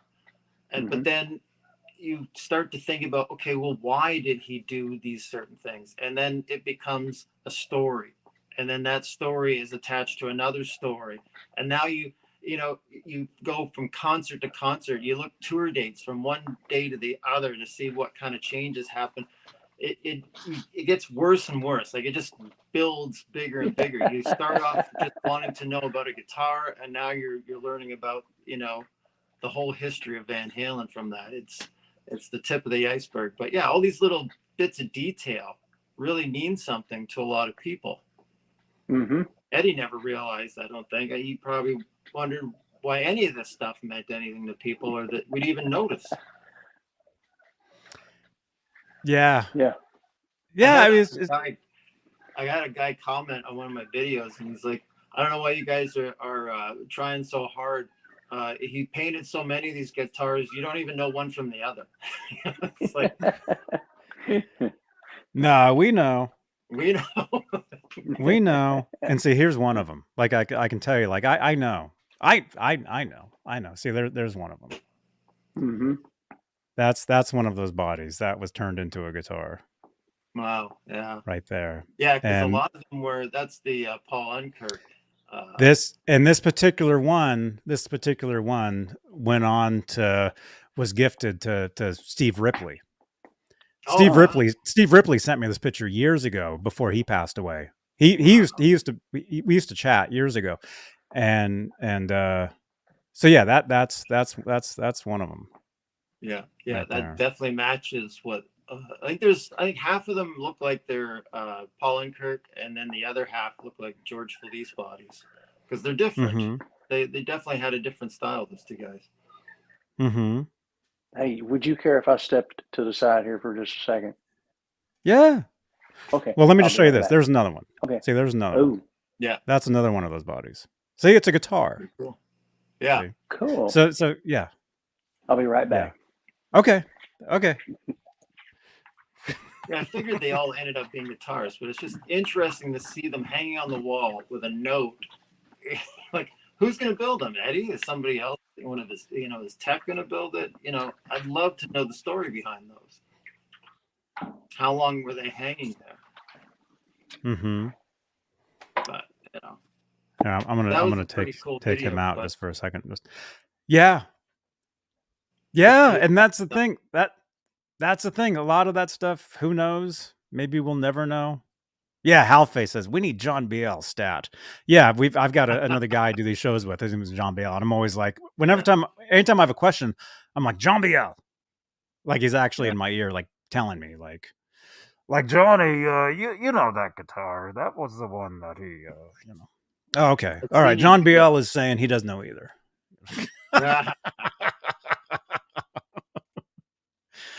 But look at this. We got people watching this. Hayden, have you guys seen the Kramer Star guitar? The Kramer Star. You mean like the Jersey Star? You mean like the Bon Jovi? Or is he talking the I don't know. Which one? They make a Star guitar. They had them. Yeah. I don't know what specific one he's talking about. There's some guitars that are assumed to be Kramer guitars, but they're Rockinger guitars. I don't know if that's what he's talking about. Mm-hmm. The you back, Michael? I'm back. Sorry about that. There you are. What was that? The one, the Star guitar that he's holding in front of the movie theater. I think it's got like FUTONE or FUTONE Barbarian or something. Our old governor. A lot of people think that's a Kramer, and that's actually, or a Charvel, but it's actually a Rockinger. So it's, why he's standing there, I don't know, but out on the street. You can see that guitar in those old 90, 91, 92 photos hanging up with just around where the shark guitar was. You can just see the little fin or whatever hanging out. You can see the red and white pattern. Oh, that's cool. That's okay. Awesome. Have I seen pictures? Have I seen pictures of like Wolfgang in the studio there, and the Rude guitar is hanging there together? Okay. Yeah, I'm pretty sure. Yeah, You see it in his music video. yeah. Okay. He did a music Okay. video I'd where see. there's several of him all playing all the different instruments, Yeah. and you Yeah. see it up in the background. All right, that's where I saw it. Okay. All right. Yeah. Well, in '98, in body. that video, you can see the body. It's just laying on like some stuff on an amp or something, or on a desk or whatever it is. It's just sitting there, no parts in it, and the neck is hanging on the wall. So Man, guess I at just some point saw somebody that. put it back. I apparently I've got a still from that, and I just saw it. I was gonna show it. Yeah. Oh man, it's here somewhere. But Alonzo has a question for Michael. He has a Yes. question. I got a question for Michael. How did you do the armrest scratches on the FUTONE 50 guitar? Oh, Can we see that guitar? You want to talk Can we see? about it? Yeah. Yeah. Yeah, Okay. yeah. Okay. Okay. You need real guitars. This is a guitar show. Yeah. Yeah. And more thumbs Well, ups, Are please. you talking about that? Oh, See, this is yeah. actual. See, this is a Christopher Lock body, and he actually CNC'd. Because if you really look at new pictures, what is it? The No Bozo 777 pictures or something? Yeah. You can actually see the wood grain on Eddie's, and this is the wood grain. I sanded on it some because he like CNCs the little lines in there, and then I went in there with a Dremel tool and kind of rounded it, made it look more like wood grain, and then kind of sanded some of it because there wasn't really much wood grain here on Eddie's. It was more kind of down off. But that's just, I sprayed the white. I blew 3 coats of clear over the white, lightly scuffed it, and then sprayed the red, and then just started wet sanding. And that's how it come out. Wow. Oh my gosh. Can we see the whole thing? Yeah. Dude, look at that. Nice job. I didn't put the holes. How did you get I didn't put. That's the real guitar. How did you get that? I wish it was, believe me. Oh wait, there's no skunk stripe. It's not. Okay. Yeah. No, this is like a loosely based 04 with a Strat. Oh, cool. I got EVH. I got an EVH decal and put it on there. But yeah, I wanted to do. I didn't. This is a Charvel Pro Mod neck. I just love the spoke wheel truss rods. But when I saw pictures of the 04 version where he stuck the Charvel neck on there, I just liked it with the Charvel headstock. I thought it was cool, different. So I was like, well, I'm gonna build it like a loose based. I mean, I said loose based, and then as Johnny B there knows, you start digging and digging and digging and digging, and next thing you know, you're out there in the garage till 2 o'clock in the morning with sandpaper, razor blades, and steel wool and everything else. iPad hooked up to a charger because you've already run the battery down on it twice, but I didn't put the his, where he had that tabletop thing. He had holes here, like two. I didn't drill those holes. I haven't put I did do like the Swiss cheese holes he had, like when he went through that weird period and had that eye hook thing out for the guitar strap or the guitar cord. But I still got to get some eye bolts and the little washers and put on there. But dude, that looks awesome. That color, I mean, that really. Well, I mean, that's what like I said, Johnny B knows. I mean, everybody. I met Chris Locke is a guy, or Hubbard. Oh, Chris Locke did the body, but Chris Hubbard is a guy that does a lot of 5150 replicas. And there's, in the 5150 builders groups on Facebook, there's a lot of question about the color. And this is a basswood. Yeah, this is a basswood. And he uses Duplicolor. It's an engine enamel. I think it's DE 1607 or something like that. There was another guy saying that he uses some kind of like a GM paint code color, but yeah, I mean, it's all in, if you had the white, like some guy said, if the white and the black pigment in the picture was 100%, then you'd really know what color that guitar was, because in every picture, it's got a little different hue to it. So yeah, I just went with the one, but because they were even saying, questioning about what wood what wood the body was because of the way the wood grain is, actually here. Yeah. Because they were thinking it was ash or it was this or that, But I'm gonna tell you, dude, I had a block of basswood at the shop that I ground that contour in, and the first coat of primer I blew over it looked like that. Wow. So yeah, I wish I took a picture of it because I blew that first coat and I was like, no way. I swear it looked just like that. So, I mean, who really knows? Man. Did you paint? Did you stripe it up? Yeah, I did all of it. Yeah. That's like amazing. I said, these stripes, as we were talking a little bit earlier, they're not really 3/4, but they're not 1/2 inch either. So they were kind of like we were saying, if you use, file folder pieces, then and everything, which I did, I kind of loosely taped it off. But if, they actually just put file folders on there, then it wouldn't have straight, crisp edges. It would be kind of fuzzy, like this one usually. And some of them is like really oversprayed. Mm-hmm. And I just kind of, because just in the style of, it moves a little bit. It kind of blows. Yeah, it just blows off Yeah. the edge. They did. But wow, that's amazing. yeah, I mean, it was fun to do. Because I've done so many of the Skull and Bones stuff. Just doing something like this, like the Wolfenstein or this was just a change, and it was different. A different challenge. So yeah. Like, I'll just do it loosely based. That way I'm not really, and then it wound up being, like I said, it turned into this. So. the 04 version. Yeah. Like here's a picture. I don't know if you've seen this one. Here's a picture. Somebody posted this years ago. I cropped them out of it, but this is somebody backstage at 04 and they're holding the actual guitar. Oh, wow. No way.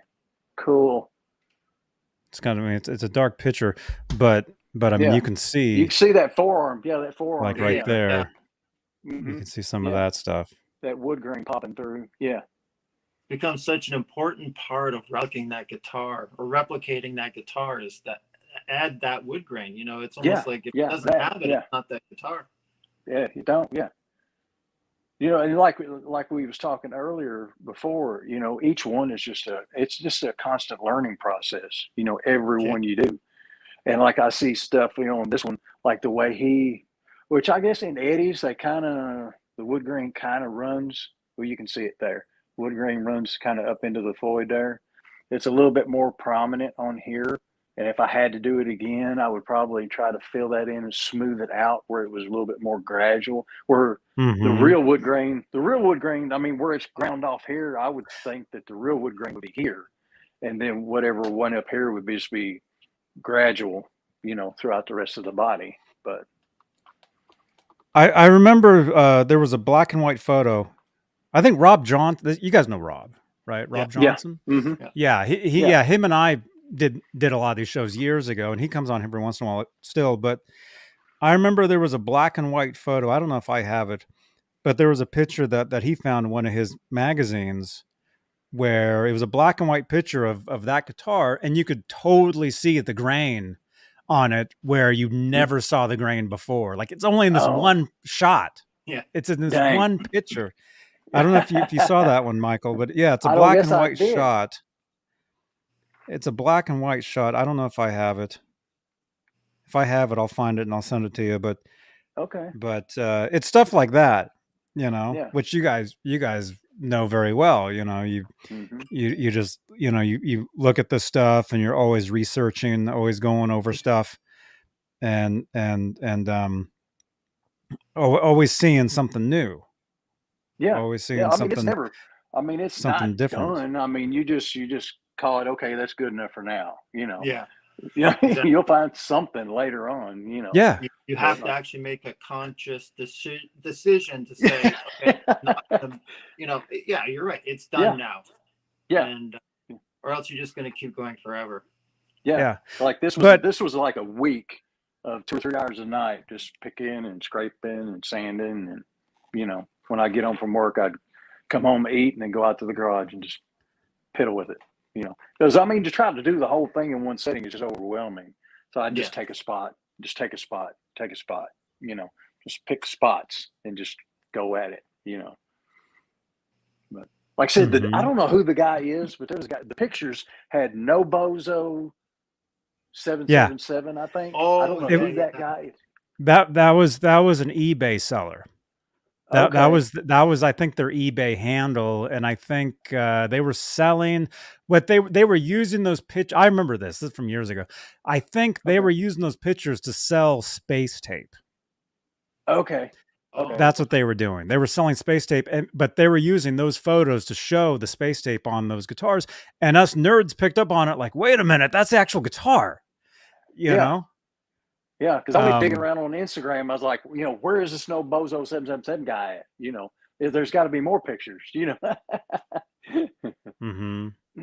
Well, you know, he's the one that has the back of the Star guitar picture.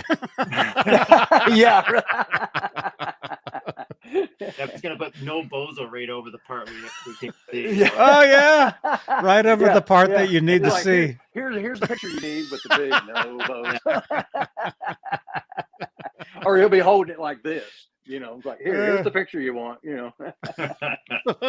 It was cool when I did the video showing the Bo Shannon photos. The video is out for a while, and Bo Shannon actually sent me a better photo. It still had the watermark, but he raised it up so you could actually see the guitar without covering it. So yeah, I you know, it was too late to put in the video, obviously, but it was really cool to have it. I put it on Instagram and places like that, and it's good to have. But it's really cool for him to do it. But he doesn't like talking about it. Like I've tried to ask questions, and he's just not, you know, eager to go into all the details about when he took the photos. I don't know why. You know, it's I don't pry with people. If they don't want to talk, then I won't pry. Yeah, like Carl Sandoval is kind of like that, where he'll talk a lot on his channel about stuff, but I've tried to ask him questions, and it's almost like, you know, you ask one or two questions and then he's had enough. It's like, no, no more. But yeah, cool stuff that he's done, that he's seen. Well, you know, my question is, when are you guys going to build the Sammy Hagar striped Charvel?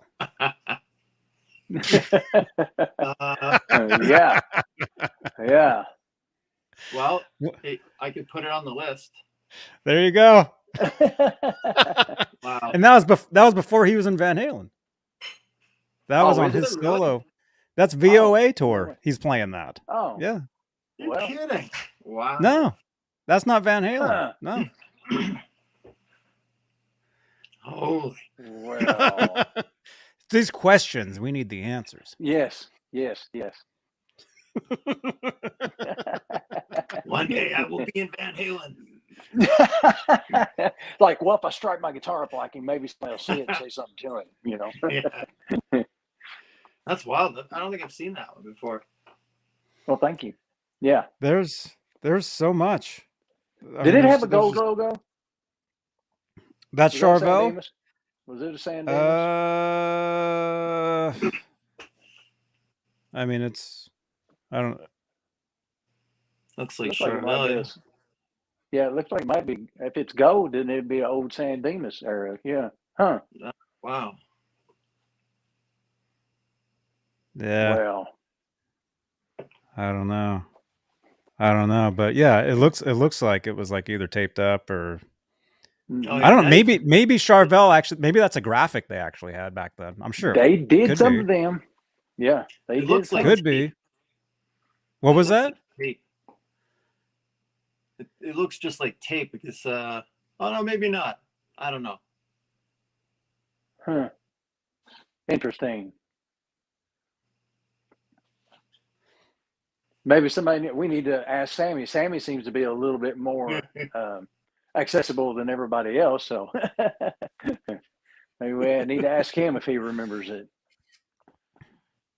Oh man, that's pretty cool. I know we've never seen that afterwards because he switched to the Kramers once he got into Van Halen. It was kind of the Kramers, and then he had that Randy Rhoads that he played too. Yeah, the red one. And Is it the red one? Yeah, and then he had a baby. You guys remember too, didn't he? Baby Deane ML. He played in the Live Without a Net video, I think. A Baby Deane ML.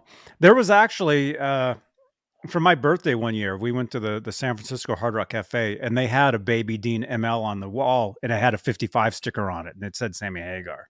Wow. I bet that's probably it then. Yeah. Could have been that one. Yeah. This was in 92. Yeah, I swear. So it could have been. Yeah. I swear somewhere in the Live Without a Net, either towards the end or somewhere in there, Sammy started playing that and then switched back to the Rig Beretta or something at some point in time. No, it was when they were playing rock and roll. Was that the end? Where did they play rock and roll in the concert? I've seen it. Mm-hmm. I think it was towards the end of the concert. He started out with the Baby ML and then switched to the Beretta, like when the camera can't pan back to him, or either it was two separate nights. I don't know. But when it started off one and then the camera panned back and he was playing the Beretta or something, I think. But oh wow, yeah, it seems like I remember. But then again, I thought the Black Wolfgang had 2 wires and it had 4. So here we go. Let's not go too far with this. Okay. Hey, Mike Neese. Mike Neese, our channel member, huge supporter of this channel, Mike Neese. When I saw Van Halen in 1986, Sammy had a red Kramer Beretta. Mm-hmm. Yeah, man. Yeah. Actually, this is it right here. I've got a picture. Yeah, see, you guys, I've got all this stuff too. Yeah, there he is. Yep. That's it. There he is on the beach with it, and then it's pretty cool because he has the tape for his picks up there on the headstock. Mm-hmm. That's pretty cool, man. Yeah, so much cool stuff. I mean, it's never ending, Oh, and then I'm sure you guys saw this. This is a David Bertinelli shot, I believe, of Edward playing that guitar in the studio. Cool. Yeah, I've seen it. Yeah. And it looks like Sammy kept the tape up there because there it is with a pick on it. Still there, yeah. Huh. Probably around the same time period. Could be, yeah. Yeah, it was around the Sammy solo record, his 87 solo record. Yeah, because during the end of the 5150 tour that Eddie cut his hair, was it? The last show.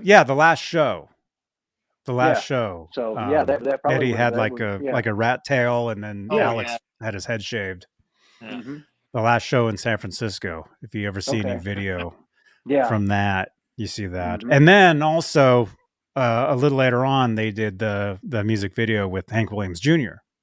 Yeah. For My Name Is Bocephus, where they play the part of like a bar band, and it's them jamming with Hank, and they're on stage. I just seen some pictures from that come up this week. Somebody was posting, and those photos that you saw, they're from that video shoot, but those actual photos are actually in another Hank Williams video called Young Country, where there's a part of the song where Hank actually sings "We Know Van Halen," and there's actually like a tapping part in the song, and in the music video, Hank is showing that photograph, the picture that you saw. Wow, mm-hmm. Cool. Huh. Yeah, I know a few things too. Remember that whole Cephas, so when they used to hang around him. Dang, cool. Yeah. Yeah, that was my introduction to Hank Williams and really, wow, Hank Williams Jr. and then Hank Williams and then mm-hmm. and then that stuff. See, anything Van Halen thinks is cool, I think is cool. So if they like this, they're like cool it by too. association. Yeah, they're cool by association. I like it too, and I learn about that stuff as well. Just seemed like there was a lot of partying going on when they were with him. It's just like a big house party all the time. At least that's the way it looked in some of those videos that I remember. Mm-hmm. Yeah. Mm-hmm. Yeah. Hayden. No, I wasn't able to open. I don't know where you sent. I was able to open a link. Let's see. Hayden is saying, and the person that painted it also painted the yellow double neck. Let's see. You're talking about take the guitar on tour, but didn't really like it. I don't know. He's in the chat, and yeah, when you guys rewatch this, you can see there's some comments. You're talking about the photo from Neptune Factory when they were putting together the Kramer ad guitar. Oh. Okay. Yeah. Oh. Okay. Yeah.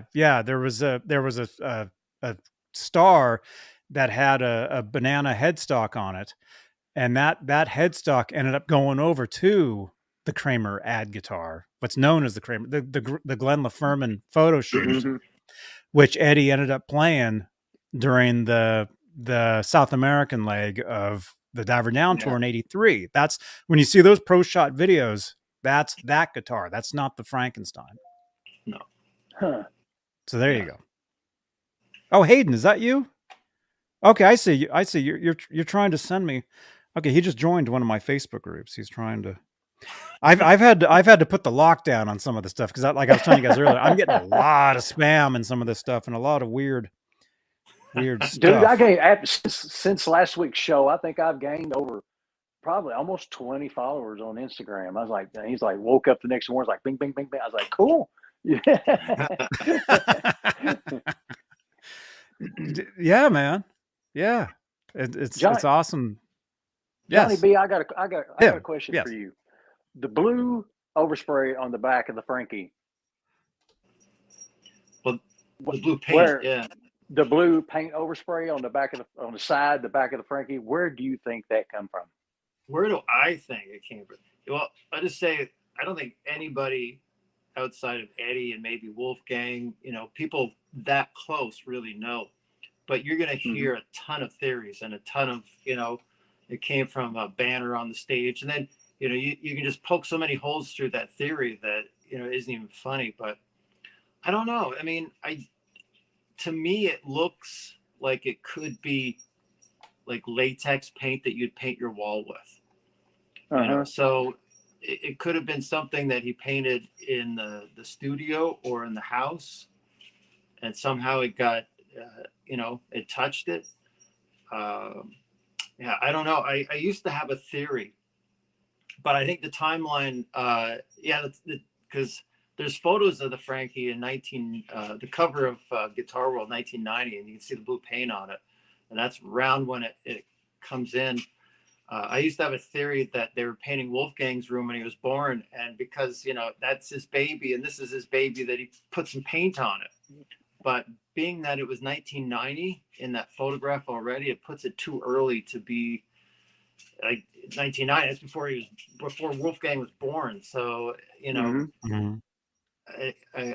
but it's a wild theory, But I don't know. Somehow it got on there, and why didn't he wipe it off or ever clean it off? He didn't care, I guess. But I don't know. Other than that, I don't know what it could be. I don't think anybody really does. There's lots of theories, but it's funny. I just had to be. I just had to think about it on the way home. Frankenstrat, and I went through all the layers of paint, but I didn't include that because I don't think of it as a layer of paint. That's like a scratch or something that, so that's not what the video is about. And I get people constantly going, I watched your whole video. You didn't talk about the blue paint. It's like, it's not like you striped it up and painted it blue, but yeah. That's one. I bet Wolfgang probably might know. And that would be another thing, that would be nice to know. Yeah. What that was from. There's got to be I was just curious. Yeah, I was just curious because didn't he play? What was that? Was it a blue Yamaha guitar there? I see a with couple the pictures. red stripes for like one show. I can't remember where it was now. One show, and again, people are like, "Where did this guitar come from? Why did he play it?"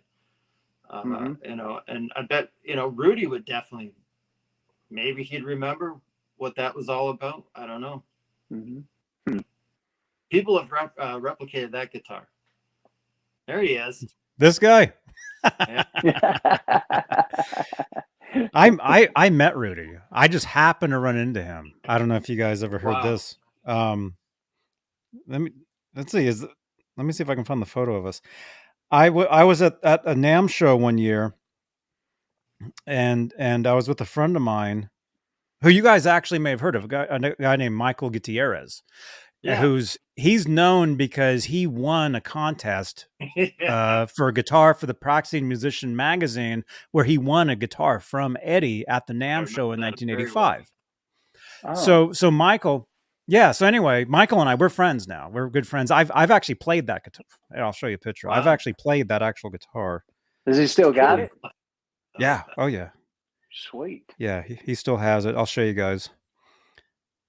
You don't know how pissed I was when I read that ad in the magazine. This is at the very bottom. It says only for U.S. Residents. Oh no! Yeah. Were you going to move here because of that? So there's me with that guitar. Sorry, it's blurry. No, but, you can see no way. That's cool. But that is that guitar, the guitar that Michael Gutierrez won at the NAMM show. Was and it heavy? Show you guys. Or regular yes, average? it was really it was really heavy. It was really heavy. It was a Kramer Beretta. It was basically a Kramer Beretta that was just painted over. It was just painted over. So it was a white guitar that was painted red and the black and it's and for years. So that's the guitar that Michael Gutierrez won from Edward Van Halen.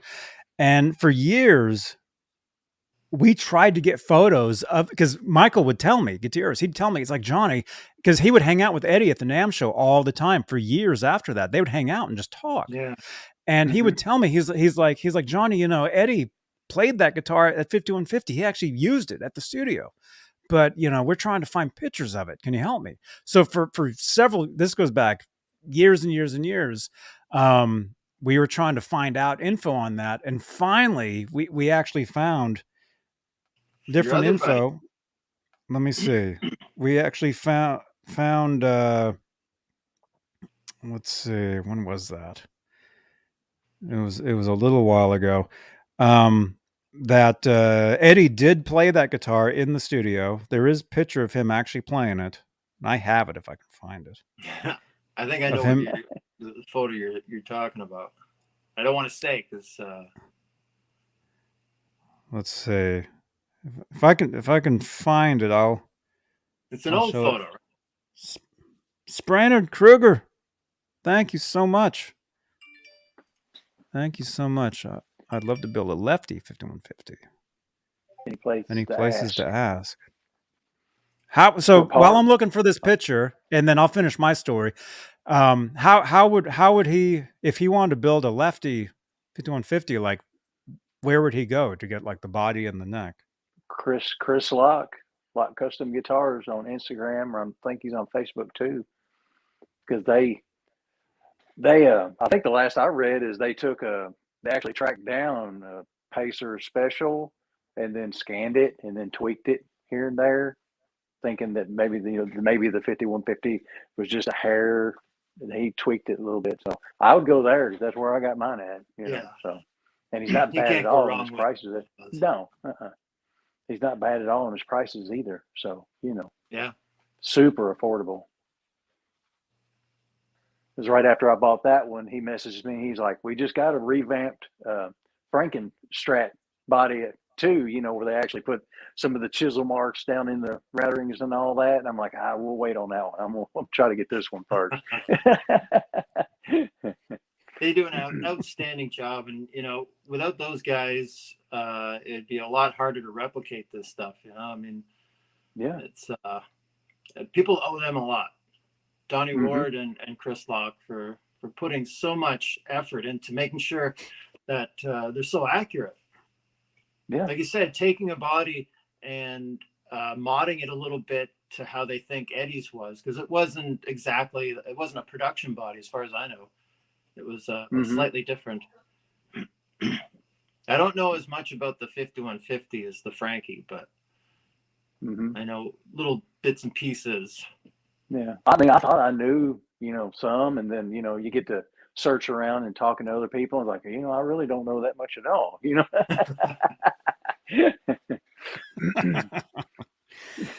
Oh, here it is. Oh man, I just found it. Okay, so for years, so we were talking about the guitar that my friend Michael Gutierrez won. For years, we're like, man, Michael was telling me, he's like, Johnny, there's this guy that there's photos of it, but whatever. So finally, years, this was after Edward passed. There was a magazine that a young guitar magazine that came out in Japan, There you go. and there's Eddie, and that guitar. That's him playing No the guitar way. that he gave away. Yeah. So that's it.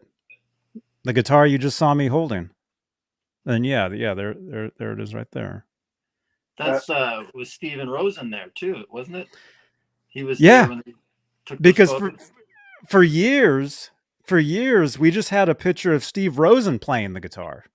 So I tried to get a hold of Steve Rosen 6-7 years ago to ask him, hey, my name's Johnny Beane. My friend owns that actual guitar.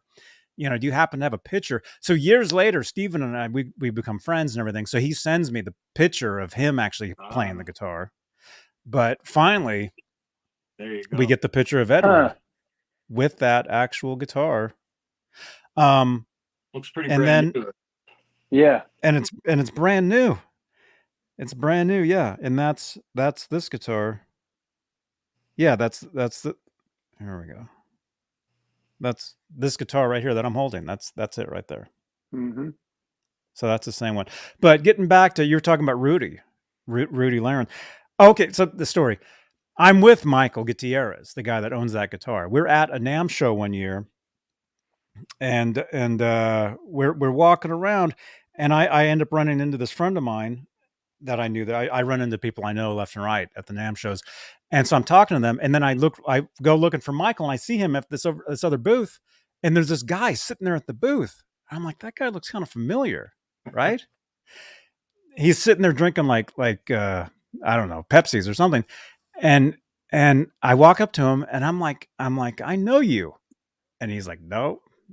He's like shaking his head, like, no, you don't know me, and I'm like, yeah. I'm like, you're Rudy Laren.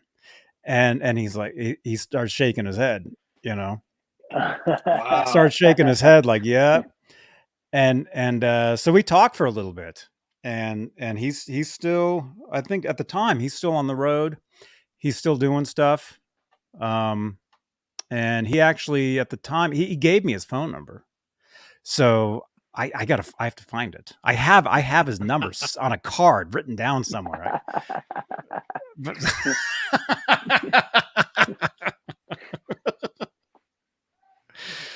How many questions did you ask him?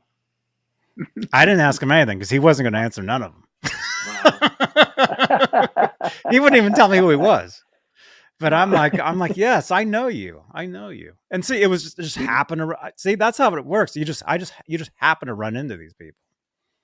He's one guy. He could write not just one book, but like a set of encyclopedias on everything he saw and did with Van Halen those years.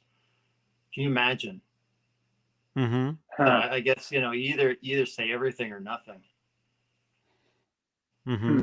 You get him on this show, it'd be an 8-hour show. Well, yeah, we'll see what happens. Yeah, I would be tuned in for the full 8 hours too. Yeah. You guys would be sitting here asking them all the questions. Oh, man. What about that? Oh. Cool. Oh my gosh! But see, look at this, Johnny B. Look at this. It's been the 2 hours. See, I just saw that. Yeah. it's been the 2 hours, and we haven't even looked at any of your guitars yet. No, because I've been sitting here eyeballing everything behind me. Yeah. Which pick one and I'll show you. Which one do you want to see? The Frankie first. It's horrible. That's the one I did in 80 or in 06. Uh-huh. I plan on showing it when I'm finished the new one and putting them side by side and just going like, this one's inaccurate. You know what I mean? Like, oh, okay. I can show you. What if about you the want. shark then? Oh, what about what neck is that? What about the shark then? Is that a Kramer American neck or an Aerostar or an XL? An Aerostar, yeah. That's actually what the body is too. I wasn't concerned about 100% accuracy. Tell you what, I'll show you. Dude, I've got that same jersey you're wearing, man. I've got the one that I got. We actually had him on the show here. We had Drew from Oh, really? yeah, he's actually been on here. We're Facebook friends. I have that same shirt. I ordered it, but I ordered mine green. If you watch these shows, you'll see me wear mine. Mine's green with that logo because I thought it looked like Scooby Doo, the one that I got. Yeah, like the van or whatever. Had to get this shirt when I knew they were selling shirts. I mean, those videos are amazing. Yeah, but yeah, this is very inaccurate as far as. Is that's a Floyd Rose 2? Yeah. Yeah. It's horrible. I haven't seen one of them in a while. Yeah, it was black. You can see where I I don't know how I did it. I sanded or something or did something. I can't remember. It's like so long ago that I did this. But yeah, I mean, why have a Floyd Rose if you're only going to have the locking part of the nut? I mean, but I do have plans for this guitar after the other one's finished, and I'm going to use that Floyd, but I'm going to replace the saddles. So it's an actual functional thing. But I didn't do too bad with some things. The single coil pickup is just red primer. So wait, so that's a guitar you built just off of the magazines? Yeah, this is pretty much, this is before I was really going on the internet, before, nerding out and geeking out. It was, just pretty much from magazines. And I think I made like a template of some kind, but that was pretty much it. But there's so much wrong with this. Like, there's no fogging on the back. That's when I really understood. Like, I figured if I just sanded down the paint, it would show up, and it didn't at all. Like, you can see right up here what I was talking about before. If you have red over black, that's how it should look if it wears out. Yeah. But Eddie's doesn't, and that's when part of the mystery started for me. Yeah. But like we said earlier, it's all a big learning process, so you got to start the radius. somewhere. You look at the radius on the body, like it's round.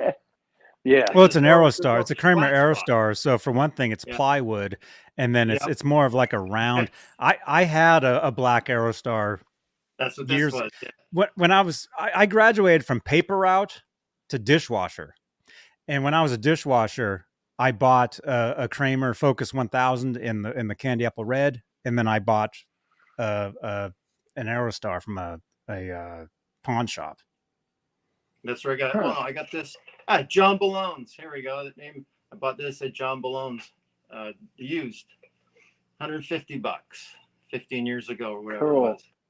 And I thought, what the hell? I'll turn it into a Frankie. But then it wasn't soon after that I started to see, because 2006, 2007, that's when like Facebook started to kick in and YouTube.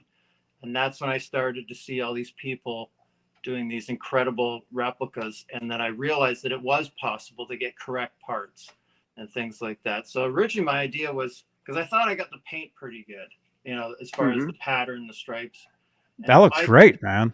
Yeah. If I could just repeat the same thing, but with correct parts, I'd be pretty happy. So I've gone a little further than that now. Yeah. It does. I mean, it looks good. But I'm never gonna. I do have plans for this. I'm gonna put the neck. I have another Kramer body, and I want to put this neck on that Kramer body, and then I'll probably just hang this body in the shop somewhere, kind of a museum piece. And I'll never paint over it because it means a lot to me. Because this is actually the first guitar that I built in a long time that got me back into building guitars. And after doing this, then I did that Shark. I did that one. And then I pretty much made a mental decision to not stop doing this. I was like, I'm having too much fun. And I think I got to a point in my life where I'm like, if you want to do this, you better do it because, like time's not going to wait for you. And so I've pretty much gone from project to project ever since this thing. But it was a lot of fun. I remember when I finally finished it, I was disappointed that it was done. Like that's how much fun it was. Like, you have almost like a grief, like, wow, but that's what makes you want to do another one. Like, okay, what can I do next? That was, you don't want to stop that ball rolling, but yeah, kind of cool. But yeah, I can't wait to get the other one finished and then lay them side by side and have a video where I go, see this compared to this. Yeah. Oh man, that'd be cool. It's And funny, but I don't know if it'll pick up on here, but I didn't have enough locking blocks on there. But if you look at the ones on the outside, those are the old stamped. Yeah. And I was putting this together, and a friend of mine, he's a guitar player. I said, I don't have any locking blocks. I only have the one. He goes, I got a couple of those at home. The next time I see you, I'll give them to you. And that's what he gave me. And I don't know if he realizes that they're kind of collectibles, those things. Yeah.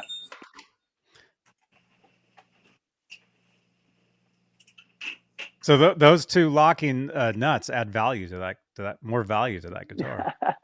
Yeah, they're probably worth more than the entire guitar.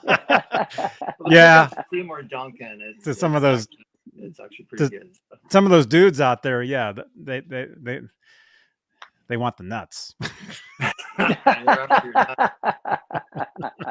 Well, look on Reverb or Google or eBay or something and see how much they sell for. No doubt.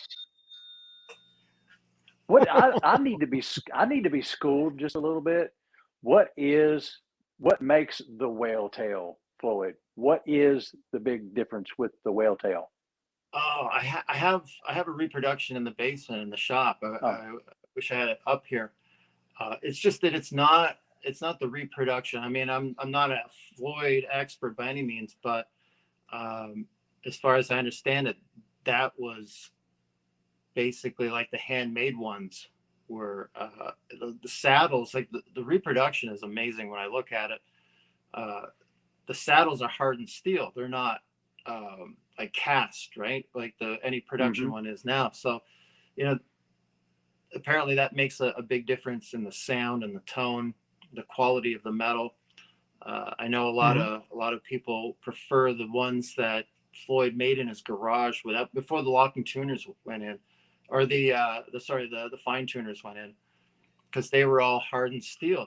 They like he machined those on a mill, and then took all that stuff and had it and went to probably a machine shop and had it hardened and chromed.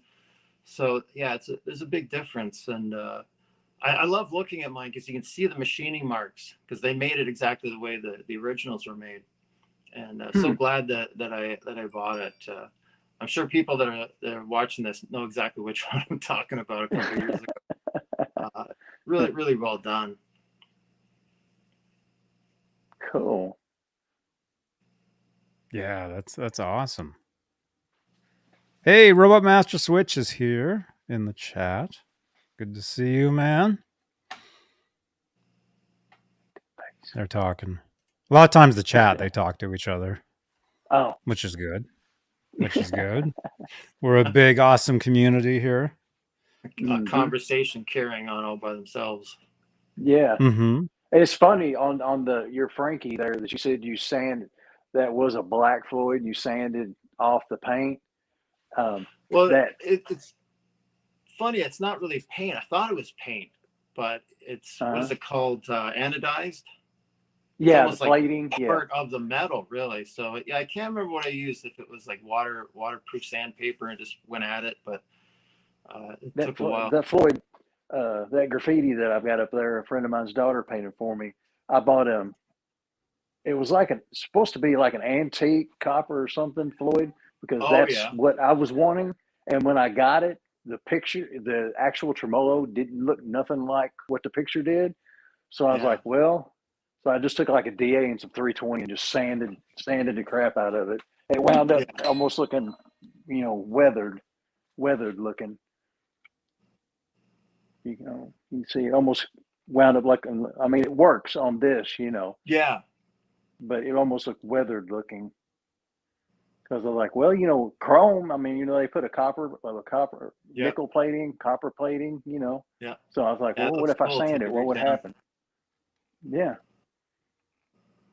Yeah, it doesn't take long to burn through the chrome, eh? No, not on this one. It didn't. Like, well, I'm gonna make or break it. So. Oh, that looked great. I have a friend that's he paints cars, and a couple of years ago he was learning how to use this chrome paint, and he was showing me, and like the samples looked like a chrome bumper, but it was sprayed on, Mm-hmm. and I was like, I have a guitar bridge. If you want to practice, I'll give it to you. So I was going to give him that, but I thought, it's still together. He's long since forgotten about the chrome paint, so I thought to bring back the chrome to it. Yeah. Hayden, thank you so much for your support, man. What are your guys' favorite rendition of the Frankie? Hayden says his is 1980 with the white DiMarzio and round pickguard. Man, favorite rendition of the Frankie. Really quickly, I'll just say for myself, I really like the 1979 version where it has the 3 pickups. It has what looks like a Telecaster pickup put in the middle before the switch was there, and then the back it has like super round actually no, that was a different guitar. There's a mirror. There's actually a mirror on the back. He would hold the Frankenstein up like this, and he had the reflectors, but he also had like a big round mirror that he would shine the spotlight out into the audience. So that's mine, Hayden. What about Johnny B? What about you? Your favorite rendition of the Frankenstein? Well, the one I've been working on is the Jump video or the Us Festival, that version. Oh yeah. Because that's when I became a fan, right? That's when I first understood what the Frankie was. That's what's in that centerfold. And I struggled when I started this project. Do I do the generic one that the one that really never existed until after he retired it? But I decided to go back to that one. I think that's when I was first introduced to the Frankie. But I like so many versions of it. I like the black and white. I think that looks really, really smart with the pinstripe. All of them. I don't think there's a version that I don't like, really. It's interesting all the way across. I lose interest though after he retired it. If it hasn't been on stage, then it's hard for me to count it as a version, if that makes any sense.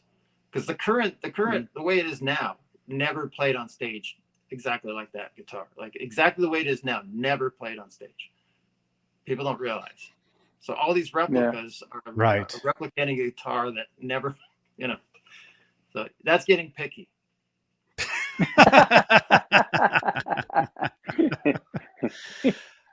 Wow. What about you, Michael? Disagree with me. They'll go, I don't know what you're talking about. He played that. I saw it. I saw it in 78. That's what fills the Facebook comments. Oh God. I mean, not to dispute Johnny B there. I'm not trying to, but I honestly kind of like the new, the latest, because it's just got it hasn't been played on stage in its current state, but it's got all the battle scars of all of the years.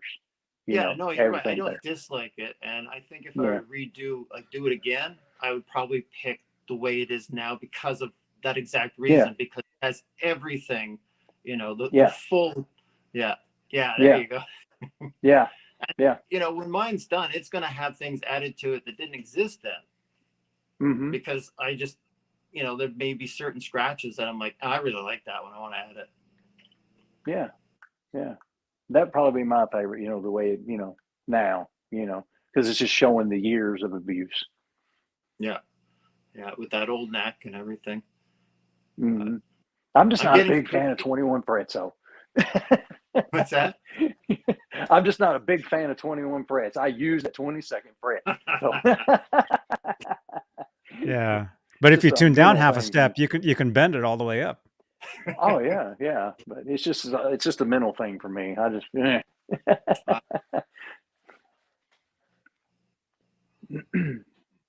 Yeah. Wow. Oh my gosh. There we go. Oh, I mean, just like the Stripe series, that come out, the 1900 version, the Stripe series Frankie that just come out. I mean, for a production model guitar, I mean, those are cool. I mean, I think it is, I mean, the Relican on it. I mean, I think they're, cool guitars myself, oh, it's an awesome. It's incredible. I mean, yeah, I mean, for just, a production, it's not bad at all. I don't think, Oh, it's an amazing guitar. Yeah. The other one I really like is the one he had with the Wolfgang neck on it. It was the replica body and the Wolfgang pickup in it. I think that looks pretty cool because it's a merger of the whole thing. And it's a nice looking guitar. So maybe I could do one of those.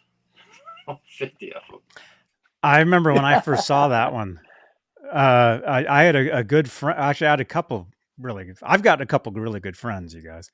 Besides you guys, I've got a couple other really good friends, and one of them was at the Henson Studios gig that they did, and they were they were posting pictures. They posted a picture of Eddie right in front playing that guitar, like the first time, and I reposted that picture. And the guy thanks me basically for getting the picture out there because I reposted the thing years ago. And then when Van Halen did the Friends and Family show at the LA Forum for that tour, Eddie played that guitar, and a very good buddy of mine was right in front of him snapping pictures of that guitar. Wow.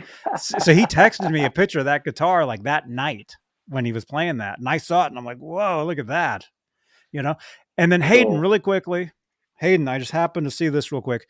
Yeah, you're saying your favorite guitar is the Frankie with the white DiMarzio. There you go, Hayden. There's your favorite right there. Sorry, it's blurry, but there you go. Yeah. Oh yeah, there's the pick guard right there. Yeah, that's exactly what you were talking about. Oh yeah. Was the version that you was talking about where he put the Telecaster single in there? Is that the one where the control was black taped up? There wasn't even no pick guard on it. Is that, yeah. Okay. Yeah, I think we talked about that last week. Mm-hmm. Somebody texted in a photo. Remember that? The super awesome picture, and we were looking at it close up. We were talking about that last time. Yeah. Cool. Yeah. Yeah, it's amazing stuff. Wait a minute, Hayden. Hang on. Hayden, what are your guys' favorite guitar of Ed's period? Oh God. Really quickly, the Kramer 5150 for me. It's got to be the Frankie. If I had to pick one. The 5150. Mm-hmm. But what version of the Frankie? What song?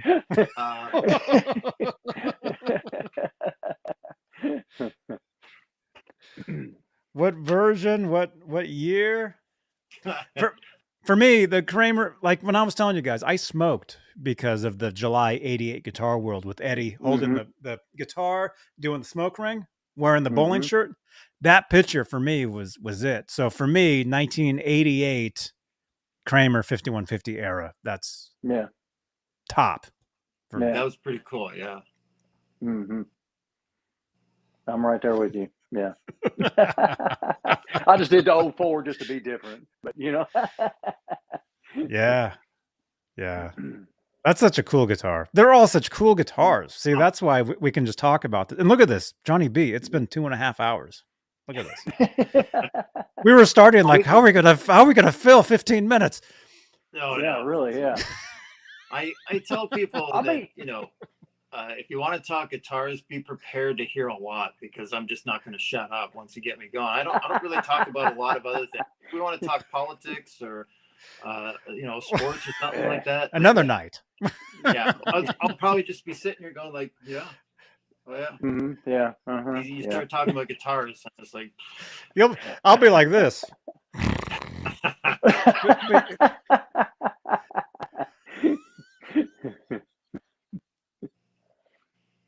oh, what better thing is there? What do you think about those documents? No.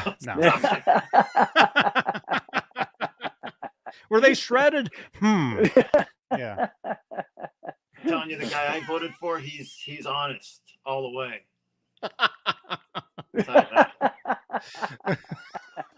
Because he told me. Yeah, oh my goodness. Yeah. I mean, you know, and Eddie, he had his guitars, but I mean, just so many different that he inspired. You know, he kicked off a whole different, you know, style. Period. You know, period. You know, but that's kind of, yeah. you know, he revolutionized. You know, you walked into any guitar shop in the '80s, and you saw, you know, Eddie guitars everywhere. Mm-hmm. Yeah. You still do. Know, if I can, still do, but they're actual Eddie guitars now. They're actually now, like licensed. And, yeah. How many years did it take them?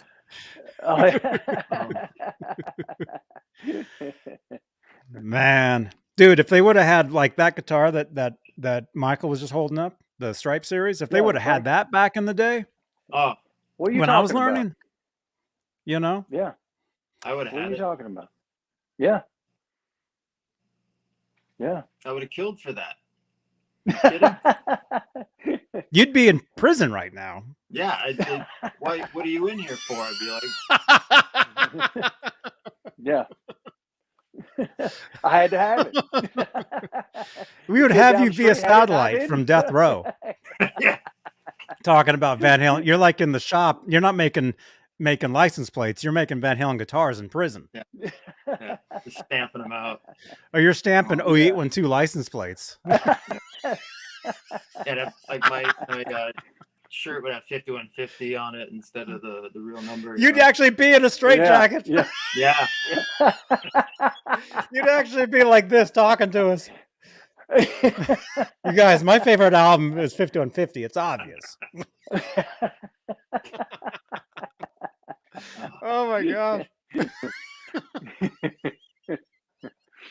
Not far off from the truth, though. How we felt back then about a guitar like that if you saw it in the store. Yeah. I mean, even, you know, my because a friend of mine ordered one of those, and they were, you know, I think he waited like 6 or 8 months for it, you know. Wow. And my brother-in-law was up in a guitar center, and he just texted me a picture, and I saw seeing my phone ding, and it was a picture of that hanging on the wall. And I'm like, oh. He said, "You want me to put it on layaway for you, brah?" I'm like, oh, okay. Like, how long do I have to get it out? You know, come home, count the money. All right, we're going back this weekend to get it. You know. A lot of people are pretty happy with them. You know, you see people posting them online all the time. I mean, like I said, you know, for what it is, it's a killer guitar. I think, you know. Yeah, if you can't make your own guitar, like with a lock body or whatever, you know, and want to take the time to piece one together, then that's a perfectly good version to have, I think, you know. Yeah, a good tribute, you know, a tribute. Sure. You know, yeah. There you go. There you go. Mm-hmm. Yeah. You got one too? I have one. Thank you so much. A viewer actually bought me that. They actually mailed this to me. Cool. This just showed up one day. It just showed up. Wow. No way. And they're like, you can never tell anybody who sent this to you, but thank you again. You know who you are.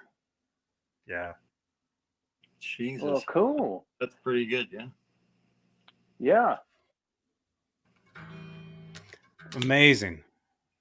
And Alonzo has a question. And I know we're going on 2.5 hours, Johnny. I know I had said we should do an hour, 2 hours, sometimes 3. I don't know how you're doing, but if you want, we can keep going as long as you want, or we can cap it at 3 if you want.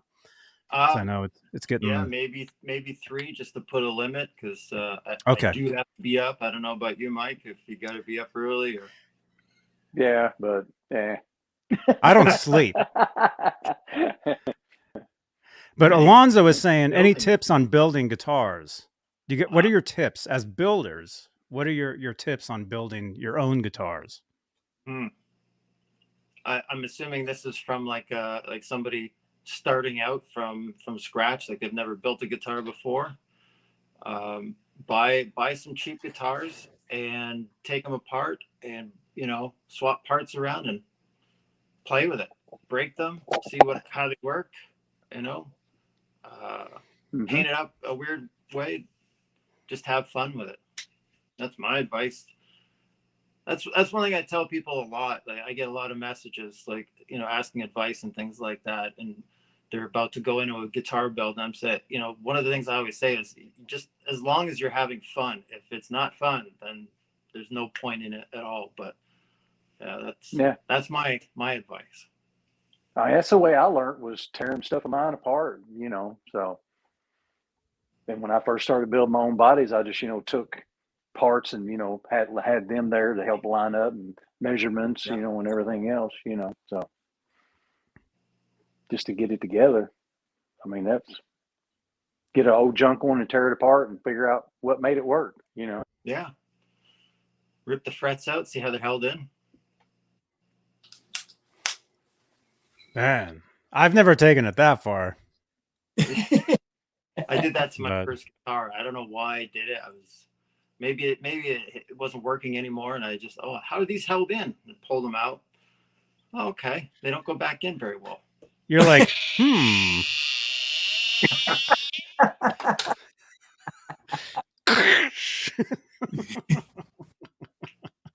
That's like my first one. That very first Kramer I had.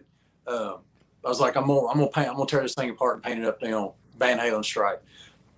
Cut the wires on the pickups, unscrewed them, pulled them out, got it painted, put it back together, just twisted the wires back together. It didn't work. Like, oh no. Then I found out on that one there was a wire. It was 2-conductor. It was a wire inside of a wire. So you had to peel back the ground. Yeah. So yeah, lesson learned. But you got to start somewhere. So.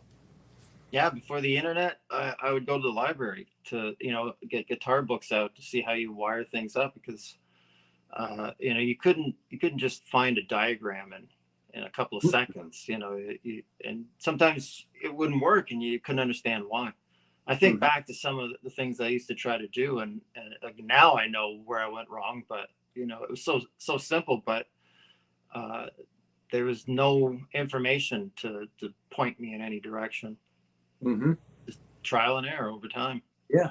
I mean, there's like now's the time, there's so much stuff you can research and find, if you got a question, you want special wiring, you can Google it and find somebody, find a wiring diagram. Okay, here we go. I'll split the coil here. I want to do that, Yeah. You can, I made a video a few years ago, and I thought, there's no point in doing this. Nobody's going to benefit from this or think it's worth anything. But I showed how you can test the switch for continuity to know where to hook your wires up to, so that if you test from here, it comes out over there, kind of thing, And I thought, people are gonna, this is too easy.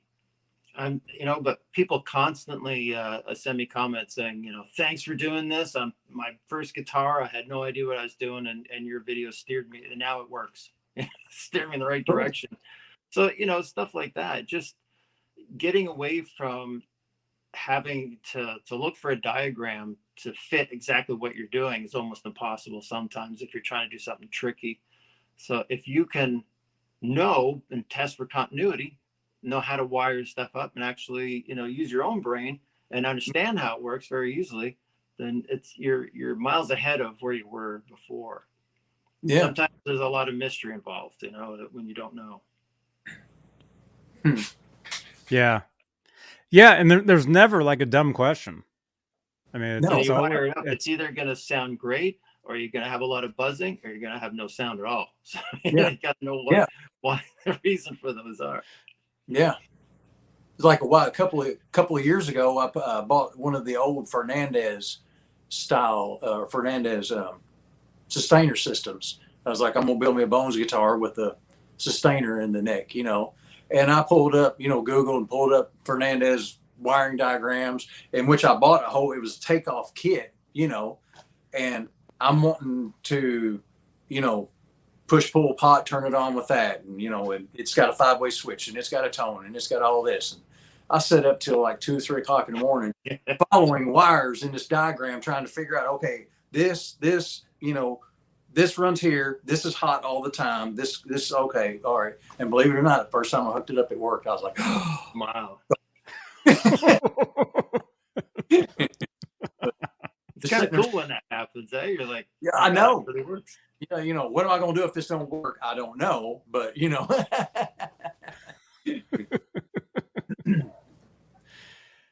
Oh man. Sometimes the wiring can drive you crazy.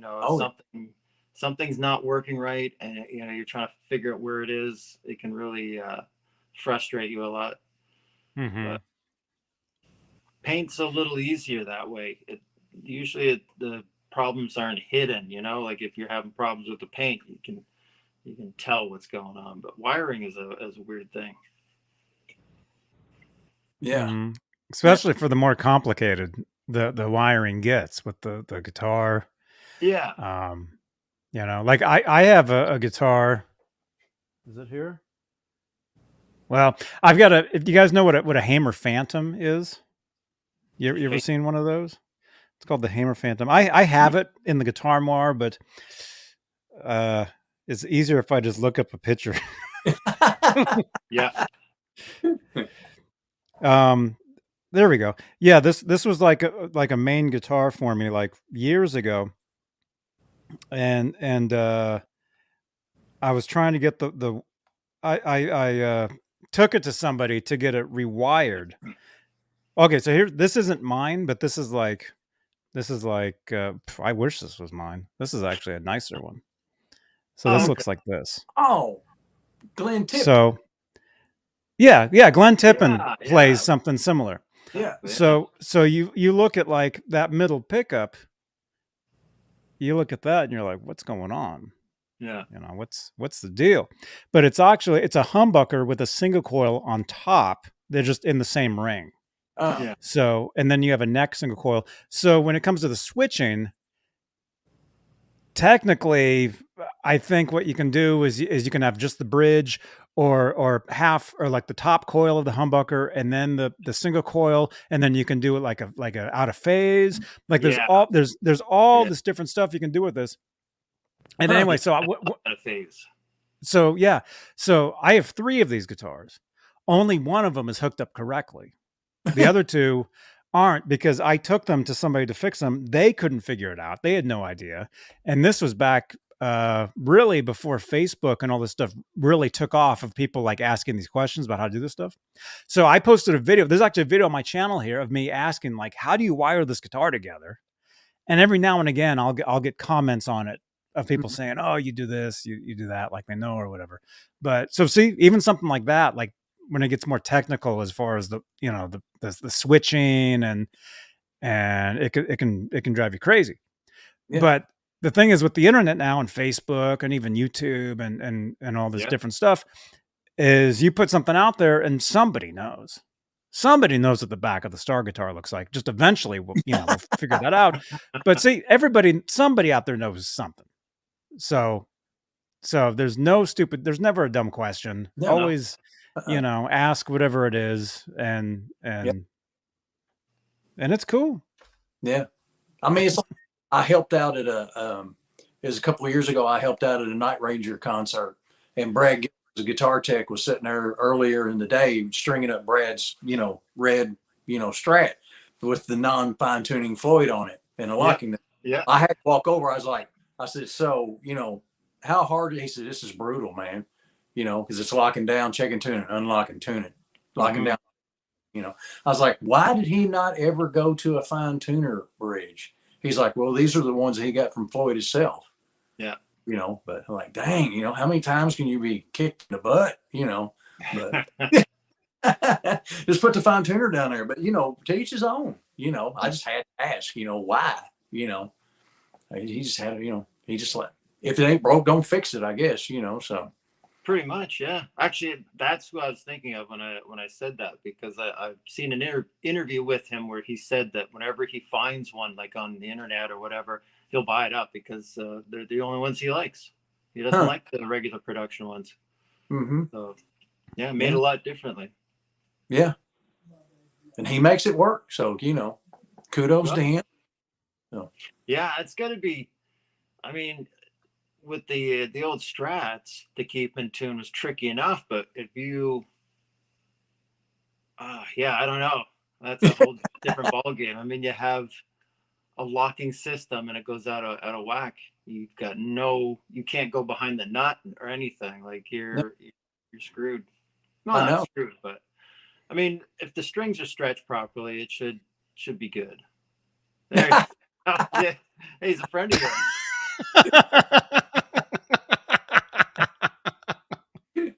He's local. He's actually local to here. That was the same as in the last photo, though. That looks like you're using the same photo of you in Photoshop. I just Photoshopped my face, and eventually you'll see a picture of me in front of your wall. They're like, hey, you like my shirt? I got a green one too. Yeah. Eventually, I'll have your hair. Yeah. Oh man. No, I saw Brad Gillis. That wasn't there. That was at a NAMM show one year. Mm-hmm. He's actually good friends with some other good friends of mine. Actually, that are in a event. There's a Van Halen tribute called Hot for Teacher, and they're based up here. Brad actually gets up and jams with them all the time. He actually plays with that guitar that you were just talking about. Yeah. All the time. Yeah. Yeah, it's pretty cool. Yeah. But yeah. So I don't know what else. Oh, we have a record to give away. Yeah. Oh, yeah. We have a record to do. You guys, how many entries do we have? There's something like 12. We got only 19 entries. Well, stick it up there and let them smell it one more time. It's pretty. I mean, it's pretty good odds. Still in the smell. I mean, it's pretty good odds there, but yeah. If you'd like to smell what an old record smells like, oh, there you go. There you go, Michelle. Maybe it'll be your turn to win. Michelle was saying on a previous show, like maybe this time. Yeah. You never know. So let's go ahead and give this away. And then I know it's getting late. It's getting late where you are, Johnny. So we can call it. But you're gonna have to come back, man. Sure. You're gonna have to come back and what, Michael? You already have one? Okay. Oh, we have a great time. Yeah. How do I pick the winner? Yeah. I take off my hat. Yeah. No. What I do, I'll show you what I do. I open up another window here. Yeah, so hashtag win in the chat, just like you see the axe, just like Symmetry, just like Michelle Allen. There you go. Yeah, what I do is when I do these shows, I have like 3 different computers sitting here. So actually I have a laptop sitting here where what I do is I share the screen of another window that has kept a count of the people that have entered. So using that hashtag, there we got John. There we go. Using that hashtag, we have 23 entries. And all I do is I click this draw button. No way. So, yeah. Yeah, technology, man. Wow, it's on the up and up and everything. Technology is getting pretty good. Let's see, giveaway winners. Okay, so I think 8 of those entries were some of my spam accounts. So, I'll be honest. Oh, well, that's fine. That's fine. Because you got to be subscribed to even get into that. You got to be subscribed to the channel. So that's 8 more subs for me. Yay. I'm trying to get up to 1 million subs. I don't know if I mentioned that yet. 1 million. I'm trying to get, this channel is almost 20 years old, and we're still trying. Still trying. But yeah, anybody that's new here, yeah, this channel goes back 16 years of my life. So stick around, watch another video. Yeah. So we got 24 entries. So the only thing is I like to keep it to where you only win once per month. So I've got the list of names here. If it lands on any of these names, we'll spin again. So here we go. You guys ready? Here we go.